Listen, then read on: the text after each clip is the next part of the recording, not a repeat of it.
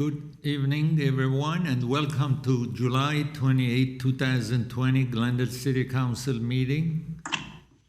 Due to evolving situation with COVID-19 and health recommendations from LA County Health Department, the Glendale City Council meeting will be available to the public electronically. Due to social distancing requirements, the public will not be able to attend the meeting. This meeting can be viewed on local cable, Spectrum and Charter Cable Channel 6 and AT&T Uverse Channel 99. You may also stream online through our website, www.glendaleca.gov, by scrolling all the way to the bottom of the web page and selecting live streaming, which is the third icon from the left. For public comments and questions during the meeting, call 818-937-8100, which is on the screen. Please do not call in advance of the agenda item. With this being said, may I have roll call, please? Councilmember Brotman. Here. Devine. Here. Kasakian. Here. Najarian. Here. Mayor Agajanian. Present. Thank you, Mr. Ajemian, and I will lead the flag salute. Please join with me in the flag salute. I pledge allegiance to the flag of the United States of America and to the republic for which it stands, one nation, under God, indivisible, with liberty and justice for all. Please remain standing for tonight's invocation. Tonight, it is our prayer that we may be worthy of the blessing provided to us. We ask for the prosperity and peace in our community as well as our nation. Guide our council as they consider the matters before them and guide them in their decisions for the good of Glendale. Amen. Amen.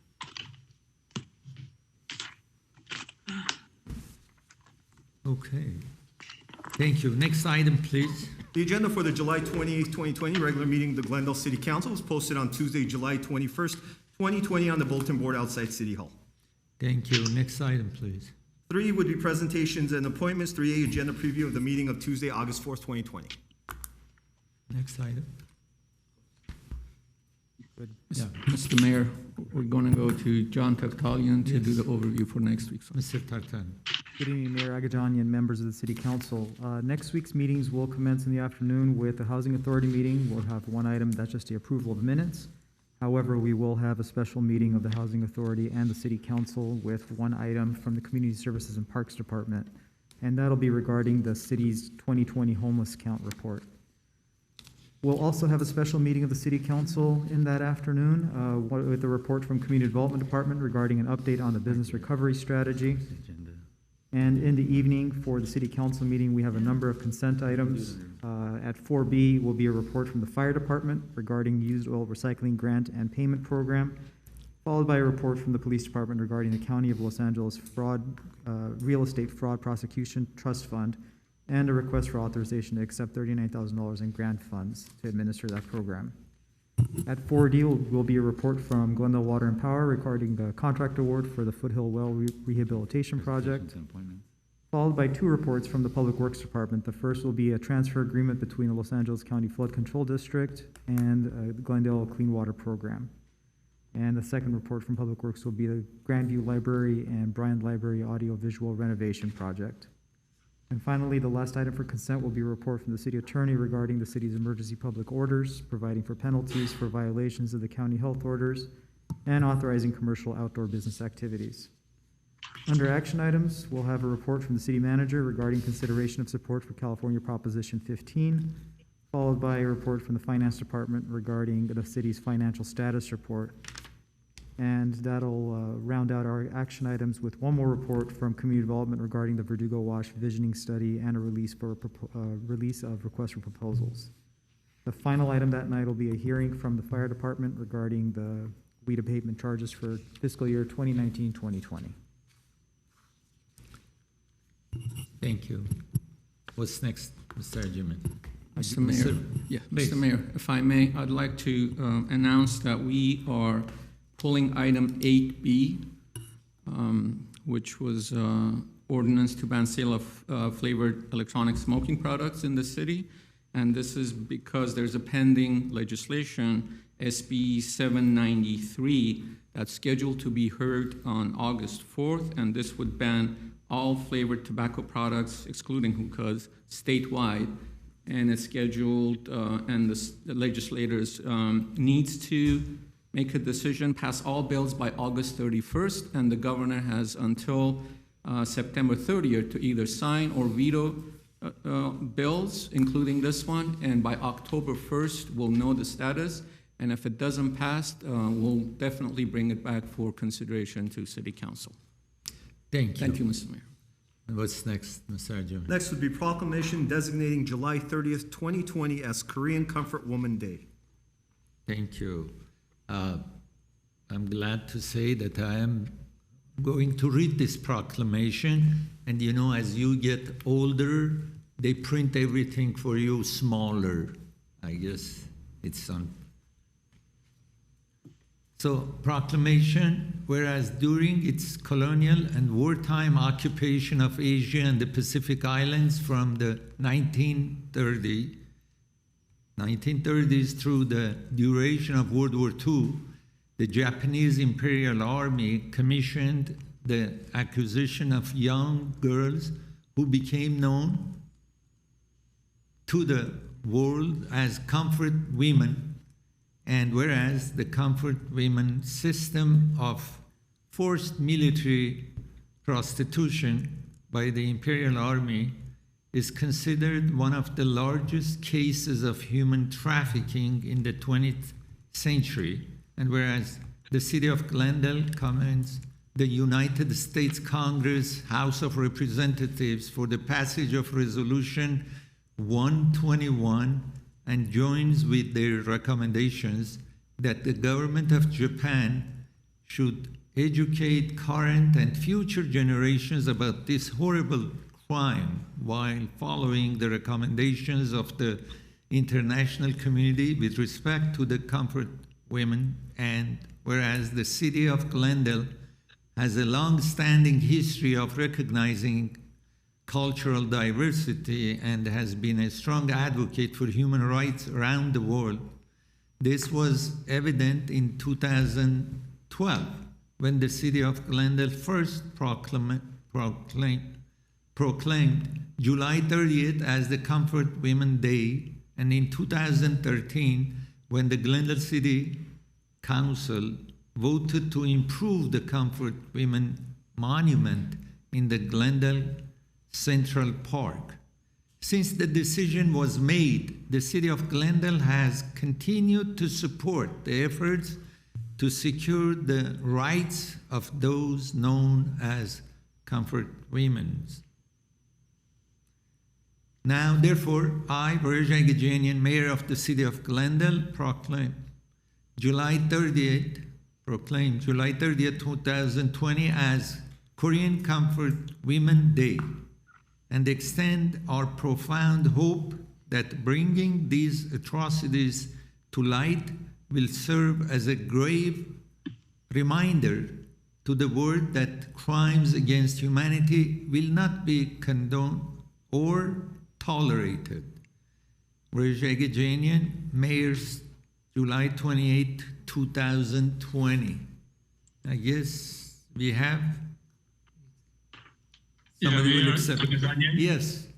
Yeah, this is Cheng Ni from Korea Glendale Sister City Association. On behalf of Korean Americans in Glendale and Korean American community, we really appreciate the mayor and the council members year after year commemorating and honoring this woman. There are only a few left, surviving harmonies left in the world, but our movement, our education in human rights issues need to continue. And I am very appreciative of Glendale taking bold steps every year to proclaim the Comfort Woman Day. I have with me Emily Kim from Hwarang Youth Foundation. Normally, every year we have a festival or commemoration, events, and hold event in the Central Library in the auditorium. And you've probably seen those kids in yellow jerseys, Hwarang Youth Group. Well, we have Emily Kim, who is the committee chair of the Comfort Woman Day from Hwarang Youth Foundation. So she's going to speak on behalf of the future generation. Emily? Thank you very much, Mr. Lee. I have to admit, I didn't recognize you. I mean, you changed a lot. I mean, the glasses, the mustache, and, but however, this is for you, as you can see, and hopefully we'll get it to you soon. Is Emily here? Thank you. Yes, Ms. Devine. Is Emily here to speak? Yes. May we hear Okay, her? Emily. Okay, thank you. Go ahead, please. Throughout the course of humanity's history, there have been a multitude of wars that have been fought, each resulting in the decimation of entire cities and the loss of millions of lives. Of the victims who were affected by such wars, a group whose voices have continued to be silenced and disregarded are the comfort women of World War II. The comfort women were young women and girls conscripted by the Japanese Imperial Army to serve as sexual slaves for the Japanese soldiers between the years of 1932 and 1945. For decades, these victims have lived in hiding, too ashamed and fearful to come forward with their story. Their voices shall now be heard. To trace back to the origin of the comfort woman, it stems from Japan's attempts to avoid exacerbation of anti-Japanese sentiment after countless rape crimes committed by the Japanese military personnel, as well as to prevent the spread of venereal disease. Methods of coercion, deception, and abduction were employed to capture women for the Japanese army. Though the majority of these victims came from Korea, there were many taken from China, the Philippines, and other Japanese-occupied territories. Some women were promised job opportunities in factories, restaurants, or nursing units, and others were lured in with offers of higher education. There were also those who were simply bought from their families, while many others were taken by force in the streets of their own city. Survivors have reported being fooled with false promises of cooking, cleaning, or nursing duties only to be brutally raped and assaulted upon arriving at the Japanese base camps. The common experience for every woman was repeated rape, physical abuse, and overall excruciating torture. The women would be given little to no rest, being forced to provide service nearly every minute. If any attempted to resist, they would be met with severe beatings or any means of discipline.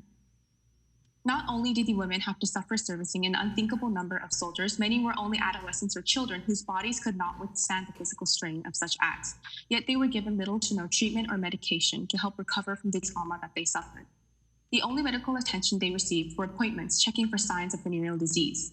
Even then, the Japanese doctors would often rape the women with the doors and windows left open to worsen their pain and humiliation. With nearly no access to proper health care, the women were forced to suffer through pregnancies and miscarriages and abortions by themselves, while never given any adequate treatment. Many of the victims could not bear children after the war, as their bodies were permanently mangled, both inside and out. In the charges brought forth by the Korean Council for Women Drafted for Sexual Slavery by Japan against the unnamed criminals who committed these crimes against humanity, they list the extensive scars and injuries of the victims, stating there is a woman whose uterus is connected to her anus. Some had knife wounds on their breasts. Their terrible sufferings resulted in bladder disorders, uterine diseases, stomach aches, anemia, and other diseases from which they are still suffering. The vast majority of the comfort women carry deep embedded scars, both internally and externally, that will never be erased. Regardless of how many decades have gone by, the women who had suffered could never return to their daily lives like normal. There continues to be denial and dismissal of the severity of the comfort woman's suffering. Some Japanese conservatives engage in projects to rewrite history textbooks to eliminate any mention of what the comfort woman experienced at the hands of these soldiers, while other Japanese veterans and politicians continue to hold the stance that Japan owes no apology or compensation, as the victims are said to have been compensated through payment during their time as comfort women. It is disappointing and disheartening to see such an outrageous denial of the atrocities that occurred under the approval of the Japanese government and military during World War II. The reactions of these officials and politicians dishonor the estimated 200,000 victims of these crimes. There have been many attempts between Japan and Korea throughout the years to make peace between the two countries, though many are still left unsatisfied with Japan's repeated efforts to compensate for what happened. We are only losing time to find justice and peace for the last remaining comfort women. It is our duty to honor these victims by keeping the accounts of their suffering alive and educating future generations so that their stories will never be forgotten. Thank you. Thank you, Emily. Thank you. Thank you very much. Thank you for joining us. Okay, is there Thank you for having me. Thank you. Bye now. Okay, what's next, please? Next is proclamation designating July 2020 as Parks Make Life Better Month. Thank you. And I have a proclamation. Whereas parks and recreation programs are an integral part of communities throughout this country, including City of Glendale, and are vitally important to establishing and maintaining the quality of life in our communities. And whereas throughout the City of Glendale, we are fortunate to have 47 beautiful parks, recreation and special use facilities, including 286 acres of developed parkland and over 5,000 acres of open space and a wide variety of outdoor recreation opportunities for its citizens and visitors. And whereas the Community Services and Parks Department promotes health and wellness and offer an array of opportunities to go outside and play through fitness classes, sports and recreation programs, cultural events, lifelong learning classes and parks, trails and facilities for fitness and sports activities for all age groups and abilities. And whereas the Community Services and Parks Department also provides programs to address the basic human service needs of its residents, including senior nutritional meals and case management, youth and family outreach information and referral, youth employment and youth life skills training, homeless case management, prevention and housing and job training programs. And whereas the Community Services and Parks Department strengthens community safety and security and reduces juvenile crime while fostering youth development and growth into productive adults through an array of after-school and seasonal programs. And whereas the strengths of Glendale is increased through intergenerational recreation programs and events for all ages that allow people to play and grow together while providing the opportunity for residents to lead balanced, rewarding, and healthy lives. Now, therefore, I, Raja Janian, Mayor of City of Glendale, proclaim July 2020 as Parks Make Life Better Month in Glendale and call on all of our citizens to celebrate by participating in recreation activities and community services and spending time in our communities' parks. Parks make life better. Rajagajanian, Mayor, July 28, 2020. Who's getting the award now, today? Mayor Agajani, members Yes. of the Oh, I'm sorry, Onik. Go No ahead. problem. Thank you. Good evening. Mr. Mayor Onik Agajani. Bolanikian. Yes, thank you. Good evening, Mayor Agajani and members of the council. So each year in July, we do celebrate Parks Make Life Better Month and invite city council members to a number of events that we hold, such as cruise night, summer concert series, and movies in the park. Well, this year, due to COVID-19, we had to modify some of our programs. In June, we had our first ever drive-in movie at Lot 30. On July 18th, we actually took the word out of cruise and had a cruise night where we had over 80 vehicles cruise up and down Grand Boulevard. It was a smaller event. Everyone practiced social distancing. Everyone, they were in their vehicles, just cruising up and down Brand. Even though our community centers and playgrounds fields are closed, the parks are open for passive recreation. We have also implemented virtual team night outs, virtual exercise classes, and also virtual therapeutic recreation program for our Club Mingle participants.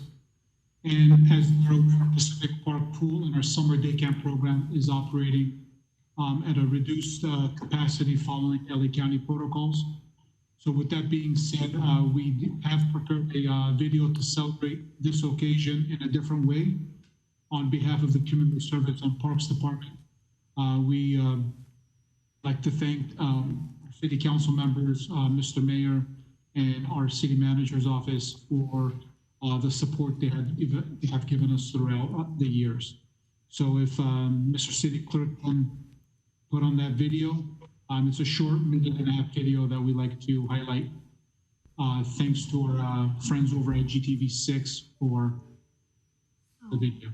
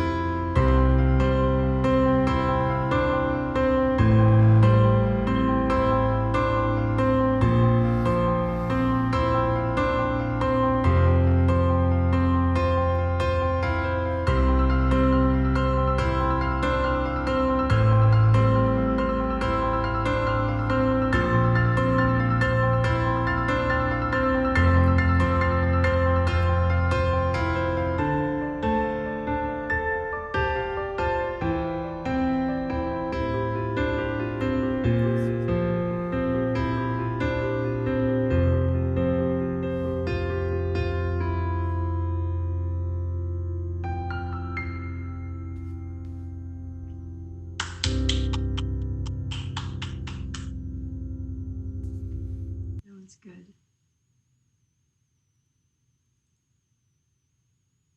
Thank you, Mr. Bulanikian. This was kind of a heartbreaking. We remember we were going with the kids, with the elderly, to everywhere as you were showing. I guess it became harder now. Thank you. Okay, what's next, please? Next is appointment of board and commission member. D1, Michael Morgan, Historic Preservation Commission.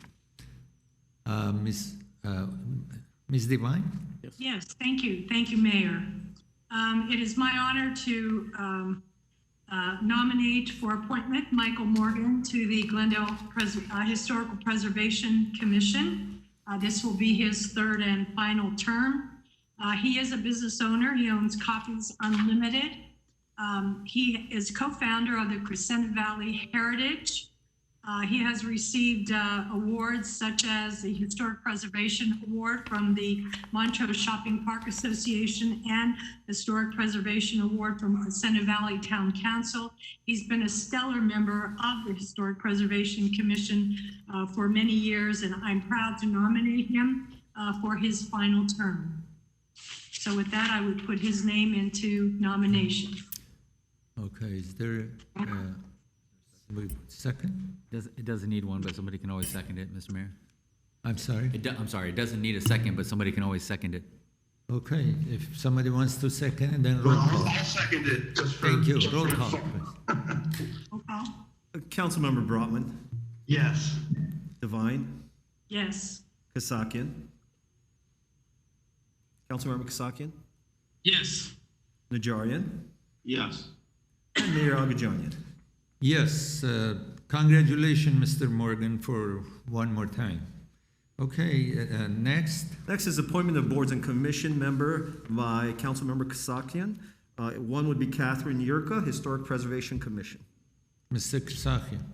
Thank you, Mr. Mayor. This evening, I bring forth the nomination of Ms. Kathy Yerka to the Historical Preservation Commission. Now, this commission has been well served by individuals who are on it, including Mr. Morgan, who we just reappointed, Lorna Vartanian, Mr. Pragnati, Mr. Doom, and others, including Desiree Shire, who did a very good job on this commission and who Ms. Yerka would replace.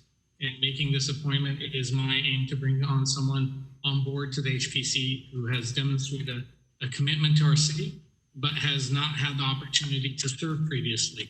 I'm very excited to nominate Ms., or actually more accurately, Dr. Yerka, since she was conferred a PhD in English and American Literature from Johns Hopkins University. Dr. Yerka, who is a professor of literature at Caltech and has authored 2 books, including White Diaspora, The Suburban and the 20th Century American Novel, which explores the impact of America's rise of the suburb and its impact on our American literary tradition, with a full chapter on one of America's most famous literary works set in Glendale, Mildred Pierce. She is the former vice president of the Glendale Historical Society. Besides her interests in historic architecture and preservation, her active involvement in establishing historic districts in the city and familiarity with the historic preservation process as it relates especially to the California Environmental Quality Act, also known as CEQA, makes her well suited to sit on this body that works to protect our city's historic assets and ensure that they are around for a long time for future generations to appreciate. With your permission, I would like to also read, Ms. Yerka would like to be here. Obviously, the circumstances with the pandemic don't allow it. And she asked me to read this statement.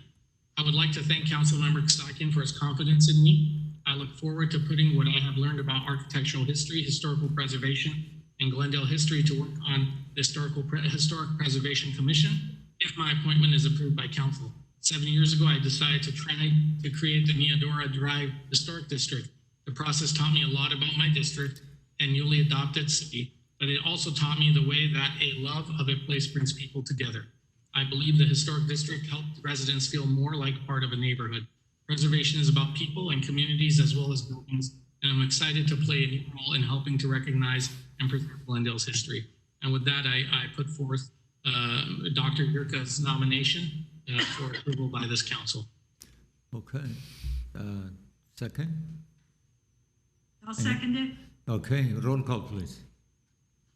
Councilmember Brotman, Yes. Devine, Yes. Kasakian, Yes. Najarian, Yes. Mayor Agajanian. Yes, congratulations to Ms. Yerka. What's next? Next is consent items, including minutes. The following are routine and may be acted upon by one motion. Any member of the council or audience requesting separate consideration may do so by making such request before motion is proposed. Okay, do I have a motion? Mr. Mayor, Yes, please. if I may, I'd like to pull item 4C for separate consideration. 4C. This is the weed abatement, weed control services. Okay, 4C is pulled. For the balance of the items, is there a I'll move the motion? balance of the items. Well, Okay. I'd like to actually pull 4H as well. 4H. That is the Community Development Full Streets Program implementation. The purpose, I just want staff to give an update to those people who are waiting. I know we gave it earlier this afternoon, but some people may not have been watching. Okay, so 4C and 4H is pulled, so the balance of the calendar, for the balance of calendar, I'll second. okay, so we have motion and the seconded, roll call, please. Councilmember Brotman, Yes. Devine, Yes. Kasakian, Yes. Najarian, Yes. Mayor Agajanian. Yes, okay, item 4C, Mr. Jamian. Public Works regarding bid solicitation for weed control services in connection with specification number 3868, one resolution adopting specifications and directing the city clerk to advertise for bids for weed control services within the city of Glendale, specification number 3868. Mr. Mayor. Yes. Mr. Mayor, members of Mr. City Council, we'll go to Mr. Imrani, Director of Public Works, for a brief overview of the item and open it up to questions. Mr. Imran. Thank you, Mr. Mayor. Good evening, council members. This staff report is about adopting the specifications for our weed control services throughout the city of Glendale. We have been, the Public Works Department has overseen the weed control program for over 20 years, and this bid would include pre- and post-emergent weed control for all the areas within our right-of-way, including our city streets and sidewalks and paved medians. We are estimating the value of this contract services to be about $100,000, and we are requesting the adoption of the specifications so we can advertise for bids. And with that, be happy to answer any questions. So this is going to be going for bidding? For bidding, yes, sir. Okay, Mr. Brotman? Yeah, thank you, Mr. Mayor. I just had one issue with this that I wanted to raise, and I note in the staff report, it talks about how the city itself has ceased the use of Roundup or glyphosate, which is good. But this, the language here says that the scope of services for this solicitation calls for the use of safe alternative chemicals in manual weed abatement and discourages use of glyphosate. And I would like to be clear that we say that we disallow, not just discourage, the use of glyphosate. And I would also like, instead of saying that we call for use of safe alternative chemicals, because I don't really know which alternative chemicals are safe and which are not, I would like us to substitute in the specification that we call for the use of organic alternatives, or perhaps we could say non-chemical compounds. I'll leave it to staff for the specific wording, but those are my concerns about this. Mr. Rimoni, do you have any comments? Yes, Mr. Mayor, members of City Council, Councilmember Broadman. So when we do weed control in terms of the specification for this particular bid, we didn't specify the type of chemicals or organic treatments. We will receive the bids, and it would be at the staff's discretion. We have certified arborists that are going to review it, and it would be up to the staff to, we will make sure, in other words, that the treatments are effective and safe based on our experience.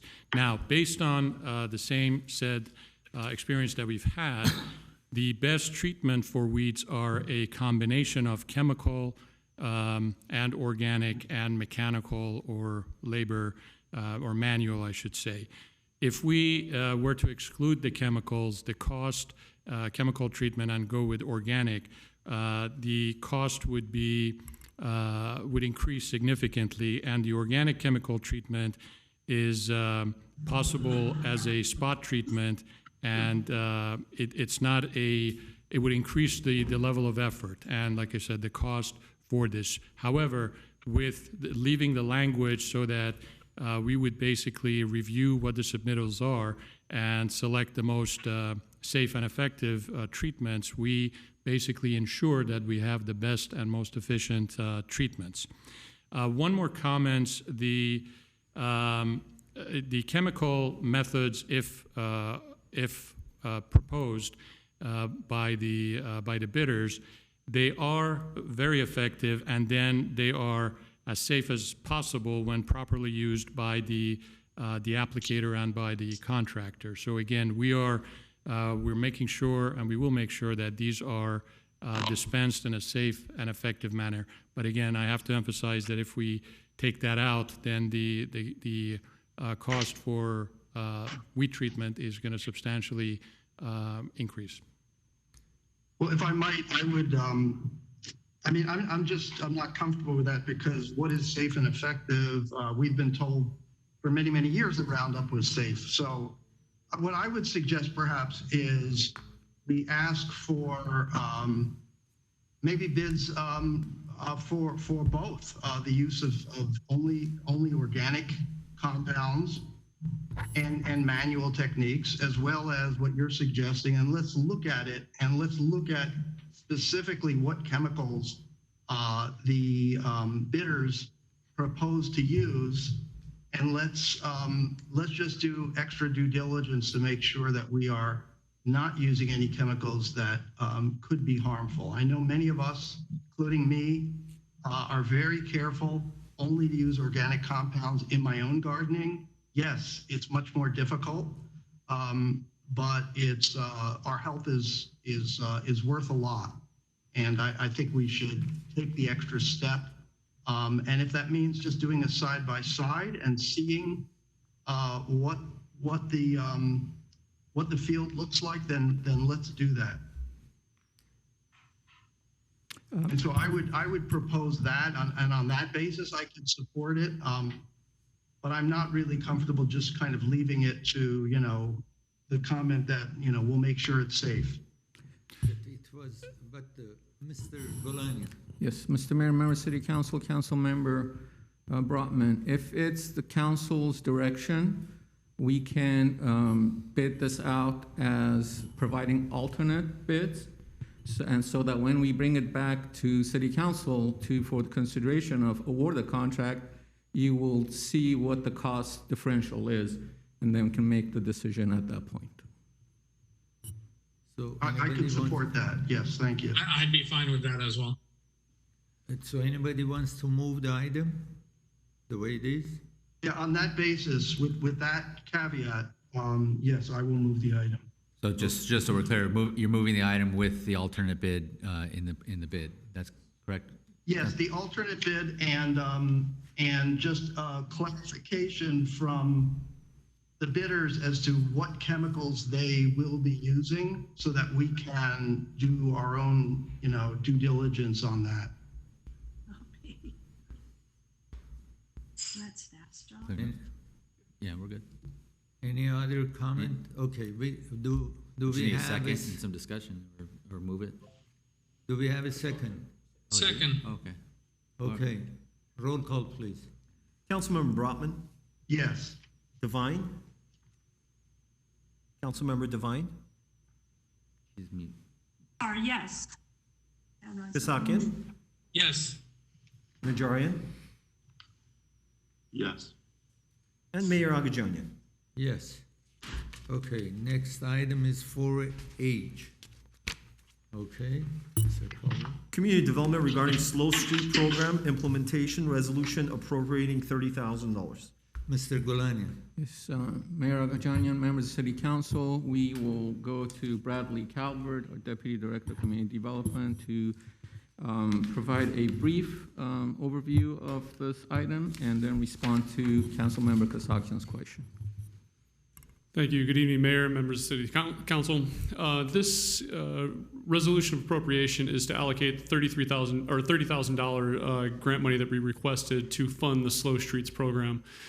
This money is being used to purchase the barricades and the signs that we'll be using for each of the designated locations. In response to Councilmember Kasakian's question, we did run into a bit of a delay. There was just some miscommunication between ourselves and those providing the grant regarding whether or not the funds had been mailed or whether or not they had been wire transferred. As such, we did run into a delay of fulfilling the request for the Slow Streets. Yesterday, we reached out to all of the applicants for those that had approved locations to notify them of our delay. So I would like to issue my apology to those that have applied for the fact that this is delayed. I know many of them have been extremely enthusiastic about this program. And they have been all very gracious in their response to us as we let them know about our delay. Once these funds have been appropriated, we anticipate that we can get these out on the streets within 7 to 10 days to fulfill the current request. Is that Mr. Sakia? Do you have more comments, or you want to move the item? I'll move it. Do I have a second? Second. Okay, roll call, please. Councilmember Brotman, Councilmember Brotman. Councilmember Brotman, Yes, sorry about that, yes. Devine, Yes. Kasakian, Yes. Najarian, Yes. and Mayor Agajanian. Yes. Okay, what's next item? Next is city council and staff comments. Anybody have any Mayor, comment? Yes, Mayor. Ms. Devine. Thank you, thank you. First, I'd like to make an announcement as Chair of the Housing Authority. This afternoon, I'm happy to say that we made a change in the eligibility requirements for Housing Authority tenant commissioners. The council and the Housing Authority voted to expand the qualifications or the eligibility for a volunteer position to allow one tenant commissioner to be any low-income tenant of rented housing developments in Glendale that were assisted by the Housing Authority and whose income is 60% AMI or less.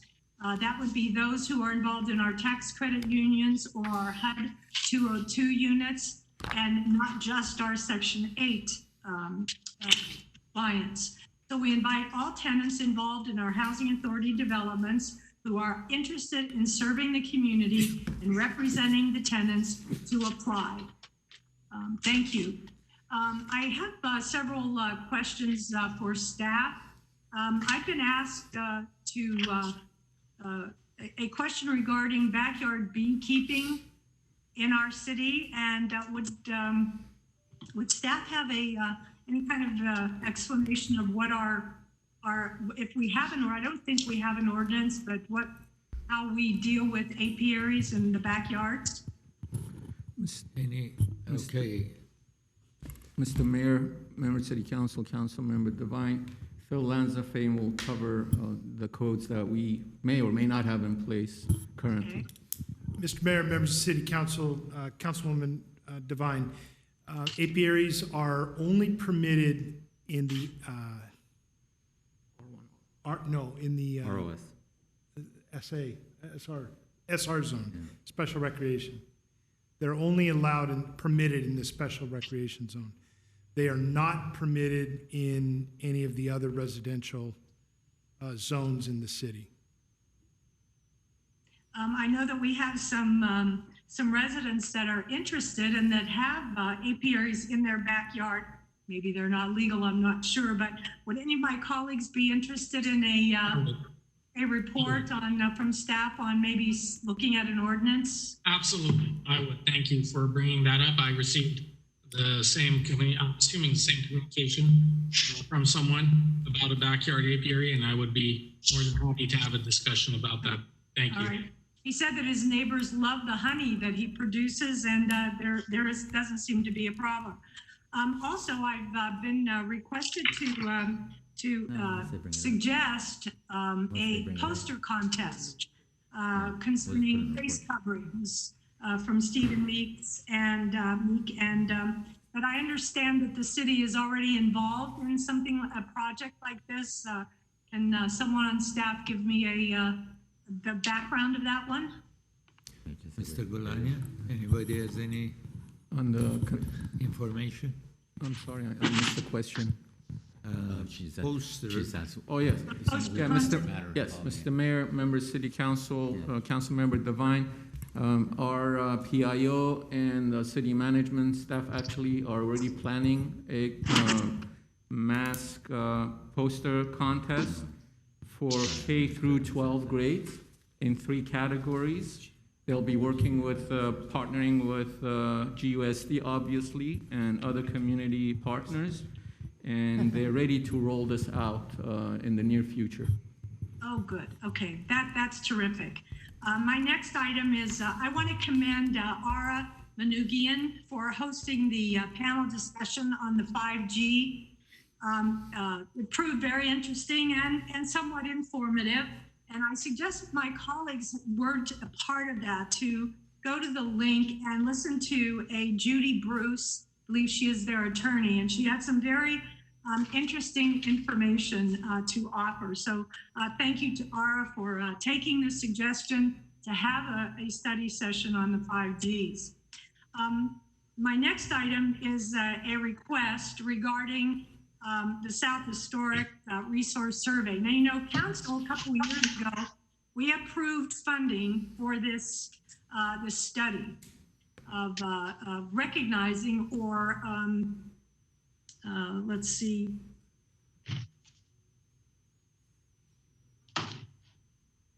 Flagging historic properties in our city.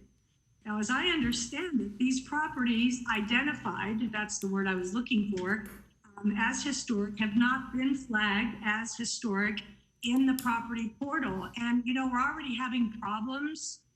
I guess there's one on Cypress and possibly another one. And my question is, why have these properties not been flagged or noted on the portal after 2 years? Madam Chair, I'm sorry, Mr. Mayor, Councilwoman Devine, some of the properties have been identified in our own CSI, our own land use management system, and not the portal. We ran into some issues in technology issues in talking to, and we're starting to populate those manually. We will move to get them as quickly as we can. Yeah, I think even if you just red letter them, I saw an example of where they were identified with the red lettering, and it's so obvious, and it would save so much trouble for property people that are trying to buy property to know exactly what they're purchasing so that we don't face an issue up the road. So I ask that you, staff get that done as soon as possible. And thank you. And finally, it's with sadness that I will be asking council to adjourn tonight in memory of Velvet Rhodes. Velvet was born in 1949, and she passed away just about a week ago. She was a founder and fearless leader of the Glendale International Film Festival, and there she is. She began her career in London, England, and her career was playing in music and singing, alternative rock, in several bands, and then going on to theater in London. In addition to music, film, and writing, she was an avid painter and a fine oil painter. Acting since the age of 3, that was her passion. Filmmaking was her joy. Velvet starred in films. She wrote, directed, and produced film. She would do it all. She would act, she would write, she would direct, and she would produce. Some of her television appearances included parts on Married with Children, if any of you remember that one. And she was in Rocky II, Sgt. Pepper's Lonely Hearts Club Band, and several other films. She worked tirelessly to make sure upcoming and independent voices from Glendale and all over the world would shine. She never gave up her passion for acting and creating films. She truly lived the creative life. I attended one of her award ceremonies for the International Film Festival, and there were filmmakers from Asia and all over the world. She was truly passionate. She was a member of the Glendale Democratic Party, and she was also a Glendale Kiwanian. She loved the arts, and she will be missed by many. She put up the most valiant fight that I think I've ever seen. And so I ask that we adjourn tonight's meeting in honor and memory of Velvet Rhodes. Yes, we will do that tonight. Thank you. Thank you. Anybody else have comments to make? Any comments? Yeah, this is Dan Brotman. Yes, Mr. Brott. Yeah, first of all, on Velvet Rhodes, I did not know this. I knew her through the Glendale Democratic Club, and it's a shock to me to hear this. She was a very enthusiastic person and very active in the community and lots of fun. I am a little bit stunned here and just want to say my condolences to her family and friends. It's a very sad piece of news. I wanted to just go on to follow up on something that Councilmember Devine mentioned, or at least a related point on the on historic resources. I already spoke to staff about this, but 1254 Ethel Street There's a property there which is, in fact, in this case, it is flagged as historic on the property portal. So there's no way somebody would not know it's historic. It's a contributor to the Ross Point Historic District. Apparently, and this comes from the HOA, and I have no reason to doubt anything she's telling me. Apparently, the owner did a Saturday job removing removing the original windows and putting in new ones. Apparently, there are no permits appearing on the property portal. Neighborhood Services, I know, did go out, but it's not clear whether they issued a stop order or a warning. And since they went out, the work has continued. I know the neighbors are very frustrated because they're seeing a historic property being demolished before their eyes, and we need to move quickly to make sure that there's no further destruction, and that the property be returned to its original condition, and that the owner be, penalized as appropriate. I'm not sure if this comes under our ordinance against demolition of historic properties, but if it does, we need to hold the owner accountable. Thank you. Is Mr. Lanzafame there? I think he took care of that, was taking care of that this afternoon. Mr. Lanzafame? Mr. Lanzafame is. Mr. Mayor, members of the City Council, indeed, we had a code enforcement officer visit the site. I have not received a report back, but we did issue a stop work order. They're on their notice. They're notified not to work on things without permit. In some cases, they do not need to keep the original windows. Had they come in for a permit, there are certain things that we would accept in, especially contributors. So code enforcement is on it. We have been out once before. We have pictures of what's there. They visited the site again today. We took photographs, and we will enforce appropriately. Thank you. Thank you, Mr. Thank you. Thank you. Council members? Mr. Any Mayor? comments? Mr. Mayor? Mr. Najarian? Thank you.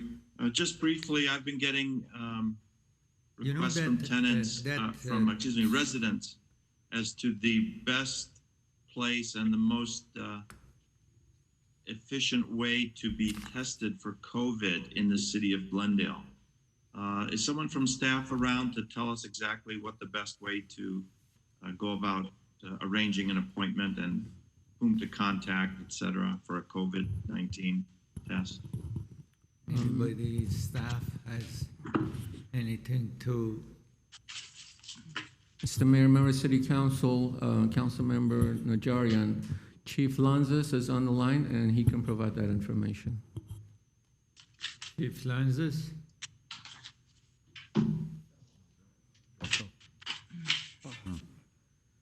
No, it appears that he dropped off.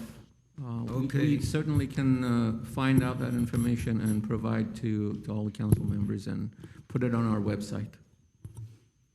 Okay. Anybody else has any comments to make? Okay. I guess. Okay.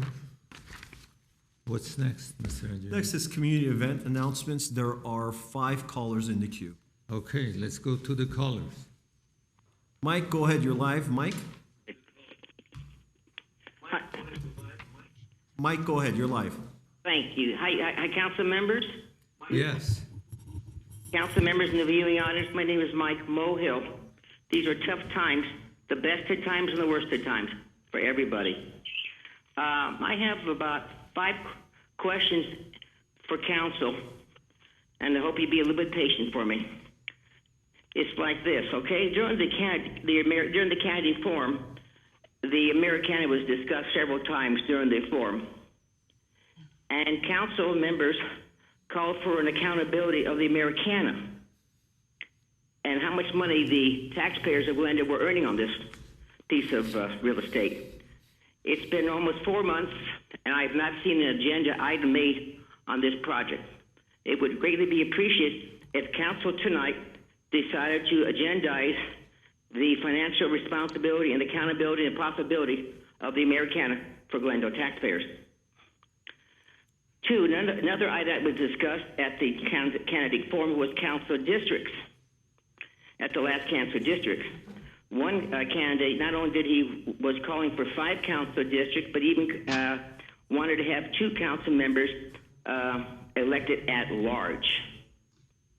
Plus, it would be nice to have a city attorney elected at large and not appointed by council. It would certainly be nice if the city council tonight agendized this item for discussion. It is certainly long overdue. Third item would be the pension crisis that we talked about. Council talked about it several times. We're going to have a forum of some nature discussing perhaps how we can get out of CalPERS. As we all know, it's bankrupting the city and the state of California. And there are ways to get out. We need to have not somebody from the city to tell us how to get out, but we need to have outside counsel, people who know besides just, if we appoint city council, city finance people, they have an axe to grind because they want to keep the system going. And last, behind closed doors tonight, you discussed the lawsuit between Jung and the city of Glendale. That's the GWP water lawsuit for the whistleblower. I've contacted the city attorney's office to the city clerk's office as to how much money is she suing the city. Now I got the paperwork on the lawsuit, but not how much the lawsuit is for.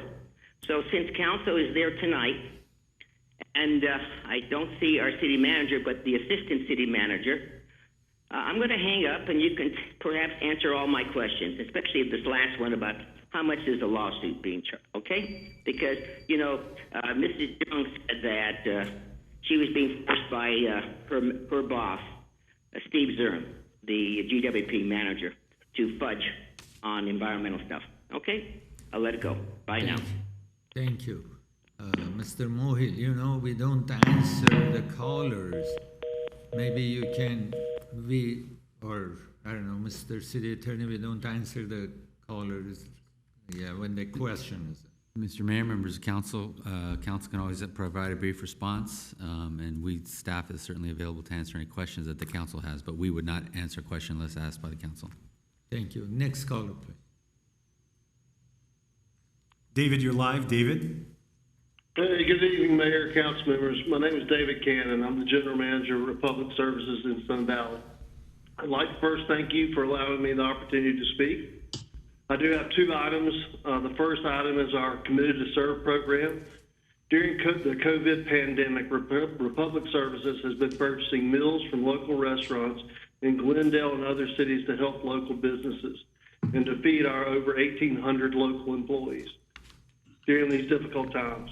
We just want to get out there as a reminder that if there's a local business that has interest in participating, to please go to our website and through the portal, apply for the program. We'll purchase meals from local businesses to provide to our employees to take home. The second item that I'd like to just bring up is that I emailed all of staff and council this morning. If you would, please take the opportunity to read the letters that I sent, because I personally do not understand the decision made to exclude Republic Services as a company that already owns and operates its facilities. Why we would be excluded from the franchise contract? I do have one simple request, that the council ask staff to come look at our facilities, and after evaluating our facilities and evaluating other haulers, to truly consider us if there is any doubt in who they may have selected, if they're going to omit another hauler to look at after looking at our facilities, that we should be considered. Please take the time. We've been servicing the city of Glendale for the last 40 years. Please take the time to read the email I sent you today and the letter submitting. We feel like items were omitted from the July 7th council meeting, and we explained that in our letters. We're here. We're still here for the city of Glendale. We're still going to provide meals for our employees. We're still going to purchase them locally. We're just asking that the council take the time to read the email that was sent today. Truly appreciate the opportunity, and we're here to serve if you need anything. Thank you. Thank you. Next caller, please. Andy, you're live. Andy? Yes, good evening, Mayor Agajanian and members of the Glendale City Council. My name is Andy Allison, and I'm calling on behalf of the Glendale Historical Society. It has come to TGH's attention that Council has expressed an interest in commissioning an African-American historic context statement. Our organization wants to go on record in strong support of this step. It became clear to us a few years ago as part of our preservation advocacy that significant gaps exist in the communities and the city's knowledge about Glendale's racist history. At that time, we raised the possibility of preparation of an African-American context statement as an important educational tool. The urgency of that request is much more obvious now. Our research into Black history in Glendale showed a city whose population until 1960 was never more than 0.1% Black. In 1940, according to the census, all 63 of Glendale's Black residents lived at their place of work, mostly with white families in domestic service. The vast majority were women. 6 lived here with their husbands who were also in service, while 11 were married women who lived in Glendale without their husbands. Tellingly, no Black children at all lived in Glendale in 1940. These numbers are a snapshot, but they show a city that did not make it possible for Black residents to live here freely. Glendale actually had fewer Black residents in 1960 than it had in 1940, 62 versus 63, although the population had increased from 83,000 to 119,000. Glendale's sundown policy may have been informal rather than codified as part of an ordinance, but it was nonetheless real. We urge you to prepare the African American Historic Context Statement. If William Faulkner was right that, quote, the past is never dead, it's not even past, unquote, then we must understand that history to shape a more inclusive and anti-racist future. As a certified local government, Glendale can apply for a grant from the state as part of California's annual funding from the National Park Service to help fund this project. We would encourage the city to do this. We hope you will let us know how we can help. Thank you very much for your time. Thank you. Next caller, please.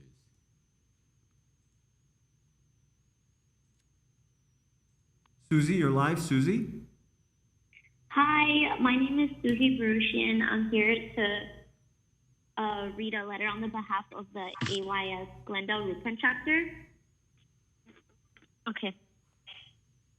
Dear Honorable Mayor, Council members, and City staff, we write this letter on behalf of the Glendale Rupin chapter of the Armenian Youth Federation, Western United States, to raise awareness about ongoing Azerbaijani aggression against Armenians around the world. We are members of a Glendale community that continually fights for justice, equality, and peace. In this light, we ask you to stand with us and hold the perpetrators of anti-Armenian sentiments accountable. Throughout history, Azerbaijan has violently committed war and hate crimes towards innocent Armenians. We would provide a data point for the totality of the losses incurred by our peaceful community, but such a list would be innumerable. Worse still, any such list would be under-inclusive. Instances of violence are growing daily due to the refusal of officials worldwide to speak out against Azerbaijan's escalation. Since July 12, 2020, Azerbaijan has launched offensive attacks into the Tavush region of Armenia, including heavy artillery on civilian villages in Armenia, attacks on a kindergarten and PPE factory, and the bombing of an emergency vehicle on a humanitarian mission. Around the world, Azerbaijanis have undertaken acts of terrorism against the Armenian diaspora. Recently, Kruzyan Zakharyan Vazburgan Armenian School in San Francisco, CA, was vandalized overnight with hate speech and threats to the Armenian community. Such destruction of property based on the victim's nationality, race, or ethnicity is categorized as a hate crime under the California Penal Code. These actions have no place in our society and continue to undermine the multinational foundations of the United States. As a member of the AYF West, we condemn these hateful attacks on Armenian individuals, businesses, and institutions. Furthermore, as residents of the city of Glendale, a city with a considerable Armenian population, we cannot tolerate Azerbaijani aggression towards Armenians, nor do we condone vandalism, brutality, or inequality of any magnitude against any people. We know our city council does not either. Here is a list of violent events that have occurred this week alone. July 17, 2020. Azerbaijanis attacked Armenians during a peaceful protest in London, England. July 19, 2020. The Azerbaijani embassy threw rocks at Armenian protesters at The Hague in the Netherlands. July 19, 2020. Markets in Moscow owned by Azerbaijanis Ilham Romanov and God Nasanov banned the sale of agricultural produce from Armenia. As a result, tons of Armenian apricots and sweet cherries remained in trucks. July 19, 2020. Azerbaijani sexually harassed a female Armenian protester in front of the Azerbaijani embassy in Washington, D.C. July 23, 2020. A group of violent Azerbaijanis in Moscow, Russia, beat an Armenian man and forced him to call himself a sheep. July 23, 2020. Azerbaijanis set an Armenian cafe on fire in Kiev, Ukraine. July 23, 2020. Azerbaijanis attacked and looted an Armenian store in Moscow, Russia. July 24, 2020. Kuzyan Zakharyan Bazburgan Armenian School in San Francisco, California, was vandalized overnight with hate speech and threats to the Armenian community. July 24, 2020. An Armenian woman and her 5-year-old son were stopped at a red light in Philadelphia when two men began vandalizing the car, ripping Armenian flags off of her tag plates and beating on the driver's window while verbally threatening and harassing her with discriminatory slurs. July 28, 2020. Thank you for your time. Your time is up. Thank you. Thank you very much. Thank you for the information. Next caller, please. Rochelle? Yes, Rochelle. Go ahead, we can hear you. Hi, good evening, Mayor and City Council members. My name is Rochelle Huber, and I am a GCEA member and a mechanic over at the Mechanical Maintenance Yard in the City of Glendale. We serve our city with pride. I would like to address the request of a financial report regarding furloughs. I know I need to be brief, but I would like to point out a couple reasons why this could be a wrong move and really show bad faith to the employees here. First of all, our trusted city managers are against the furloughs, finding them unnecessary. We have a rainy day fund that could be accessed, and I do not see the council requesting to access that fund.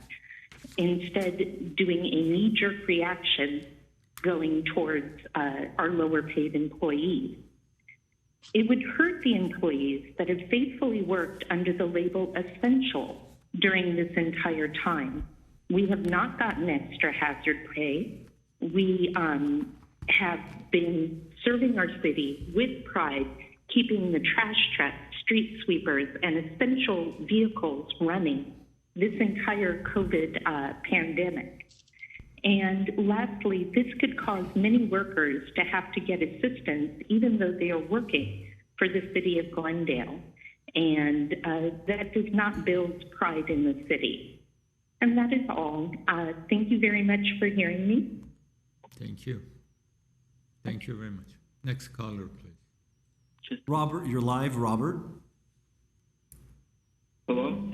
Hello. Yes, Robert. Hello, this is Robert Hanson. Go ahead, Robert. Okay, so I'm calling in to address the mask mandate. Masks are meant for temporary use only. Long-term exposure to wearing masks has significant and adverse health effects on the body, which has been expressed by many doctors and nurses, especially while exercising. You're constantly breathing in your own CO2 and not getting enough oxygen. And the health effects of this will be seen years down the line, where I see major lawsuits coming to the city. Instead of limiting the use of masks, you people are expanding the use. And you're having kids wear the mask while their brain is developing, depriving them of oxygen and CO2 exposure when the virus does not even affect them. You're mandating people to wear masks while walking alone outside where there's absolutely no risk of getting a disease when alone, and not even advocating for people not to wear masks while exercising.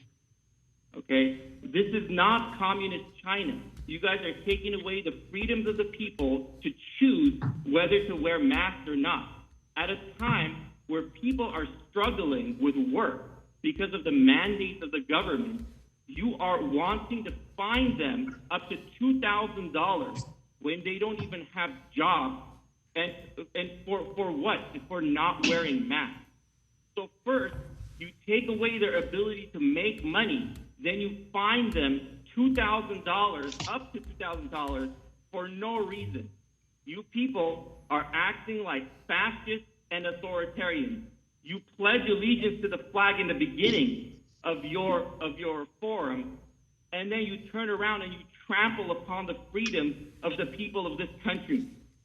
Okay? There's no need to mandate mask laws like this. We have freedom of choice, and we have freedom that this country has fought for. And we don't want people to be trampling upon the freedom of the citizens of this country. Please rethink your mask mandate. Many people will not be calling to these places, will not be coming towards you and expressing these things because they don't have time, they don't have money, they don't have energy. But many people in this country feel this way, and it's not right what you people are doing. And that's all I have to say for that. Thank you, Robert. Mr. Mayor? Yes, Mr. Roth. Yeah, I know we don't usually respond, but there are several things that the speaker said which were clearly untrue, and I would like to correct them. First of all, there is no evidence that it restricts oxygen or has you breathe in more CO2. That's been debunked. Number two, we specifically say children are not required to wear a mask. Number three, in fact, they're not. It's not healthy for them, and we suggest that they do not wear masks. Young children. Our ordinance does not require you wear a mask when you're walking alone. You only have to wear one when you are unable to be physically distant. And for people that are running alone, they don't need to wear a mask. And in fact, it's unhealthy to be wearing a mask when you're running, and our ordinance doesn't require that. In a broad sense, you know, our ordinance, it's kind of like the police pulling somebody over if they're driving recklessly and they're endangering pedestrians. You know, somebody not wearing a mask is being reckless and potentially endangering people around them. And I think it's totally appropriate that the city require that masks be worn to protect public safety. Thank you. Thank you. I hate to say something when I have all the time and we are limiting the caller for 3 minutes. But I just want to say one, refer to the gentleman too. You know, I'm a TV host and commentator. A few days ago, I showed a scientific test that if you put up to 6 masks on top of each other, 6 of them, still you will get enough oxygen. The point that if you put mask and they're gonna inhale the carbon dioxide or anything else, you will get enough oxygen even if you put 6 masks on top of each other. If you put more than that, they didn't test it. up to 6 masks is okay. You will get enough oxygen so you don't have to worry. And I'm very sorry. I hate to answer when somebody bring up an issue and we just jump on it and say something in opposition to their ideas or opinion. Next caller, please. Mayor, we do have 5 callers, but they're all waiting for oral communication, which is the last portion of the agenda. Okay, so we go, what's next, Mr. Jimmy? Mr. Mayor, I'm sorry to interrupt. Yes, Mr. Golani. Yes, Chief Lanzas was able to fix his connectivity issue, and he's back on the line to respond to Councilmember Najarian's question. Okay, Chief Lanzas. Good evening, Mayor Agajanian, council members, and Councilmember Najarian. The answer to your question, anybody who is seeking a test in LA County who would like to be tested is first recommended through the Department of Public Health to contact their healthcare provider. If they do not have a healthcare provider, they can go to the website, LA County's website, which is corona-virus.la. On that website, they could access the Find a Testing Center through an interactive map based on their location and submit to be tested. I must, however, say that the current recommendation from the County Department of Public Health is that priority is being given to the following groups for testing. People with the following symptoms: fever, cough, shortness of breath, chills, repeated shaking and chills, muscle pain, headache, sore throat, new loss of taste or smell, congestion or runny nose, nausea or vomiting, and diarrhea. People working and living in such facilities as skilled nursing facilities, group homes, residential care facilities, and persons experiencing homelessness. People who were in close contact with someone with COVID-19 are also given that priority. So the first recommendation is to contact your healthcare provider. The second recommendation is to go through the website that I mentioned. That effort is being put on by the County of Los Angeles in cooperation with the City of Los Angeles and the organization CORE. And I hope that answers the question. I'm available for any follow-up questions. Mr. Najarian, any more? No, thank you, Chief. I appreciate your information, and we'll try and disseminate that as best we can. Thank you very much. I just have to add to it that it takes 7 to 10 days by the time to get the result. So I don't know how it's going to help to. Anyway, what's next, please? Next item is action items, Glendale Water and Power regarding Mylar balloons and related outages. One motion to note and file. Mr. Golani. Yes, Mr. Mayor, Mayor City Council, this item is presented to you tonight in response to a request by council. Steve Zern, General Manager, Water and Power, will provide a presentation as a PowerPoint. This is related to Mylar balloons, related outages, and legislation history. Mr. Zern? Mr. Mayor, members of the... Mr. Zern. Yes, sir. Didn't we go through this a while ago? What we were discussing months ago, a year ago, or 2 years ago? From time to time, Mr. Mayor, we will talk about Mylar balloons because it's been such a problem for many, many years. As you may have seen in the report, we gave you a snapshot, if you will, of 13 and a half years in which Mylar balloons have been one of the highest causes of outages or what we call forced outages in the city. And as you can see from our brief list of legislation, there has been legislation trying to address this issue since 1990. So that's quite a long time. So I don't know how many times we've talked about it, but I can assure you that we have in the past because it continues to be an ongoing issue. And until we're able to do something either individually or collectively, where we have not been able to in the past, I think it's something we need to address because it's going to continue to be a problem for us, as you're going to see. I'll try to make the presentation brief, but this is just a very serious problem. It causes outages, it affects reliability, it costs money and time and staff and materials, and we've been relatively lucky and we haven't had anything catastrophic happen, but it's very possible that could occur. Or we could have a safety breach, and that would be something that would be very tragic. So it is an ongoing issue, and until we were able to address it, I think it's very healthy to continue to talk about it and strategize on what we might be able to do that we haven't been able to do in the past to try to mitigate this situation. So with that, and I guess Aram, I have the Mylar balloons, and I think everybody is extremely familiar with these. They are quite a popular item for a variety of celebrations. And they oftentimes, unfortunately, and let me say, the appeal of Mylar balloons is kind of twofold. They're very flashy. The graphics on these balloons are very, very good, and they hold their helium for a long period of time, which actually is what causes us the biggest issue.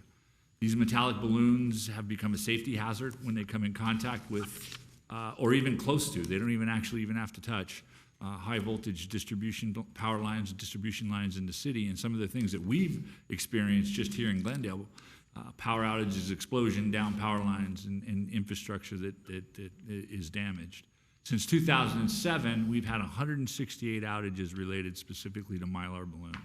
And as I said, over a 13-and-a-half-year period, this is all the way up to full month of June 2020, about 18.8%, almost 19% of our outages are the result of Mylar balloons. And give you an example, trees and palm fronds, which is another issue, are only about 12%. Birds, rats, squirrels, 11.5%.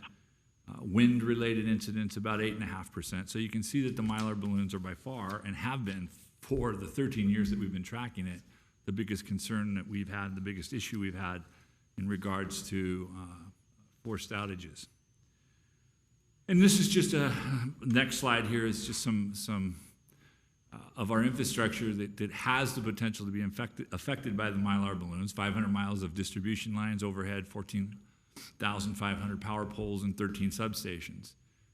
And the balloons are prevalent throughout the year, but we have a rather high level of outages consistently in the May to July period, which is related to graduations. So school graduations of all ages, balloons are very popular for those type of ceremonies. COVID-19 didn't change that. If anything, it probably made it even more prevalent, because as graduation ceremonies were interrupted or not put on at all, folks had their own separate little parties and drive-by parties, and there was a lot of balloons that occurred. The other time that we seem to have a lot of balloon incidents is in February, around Valentine's Day. So those are the two periods. What you see here in the pictures, I wanted to point out, this occurred last week, July 23rd. This was a bouquet of Mylar balloons that found its way into our Tropico substation. We really were fortunate here.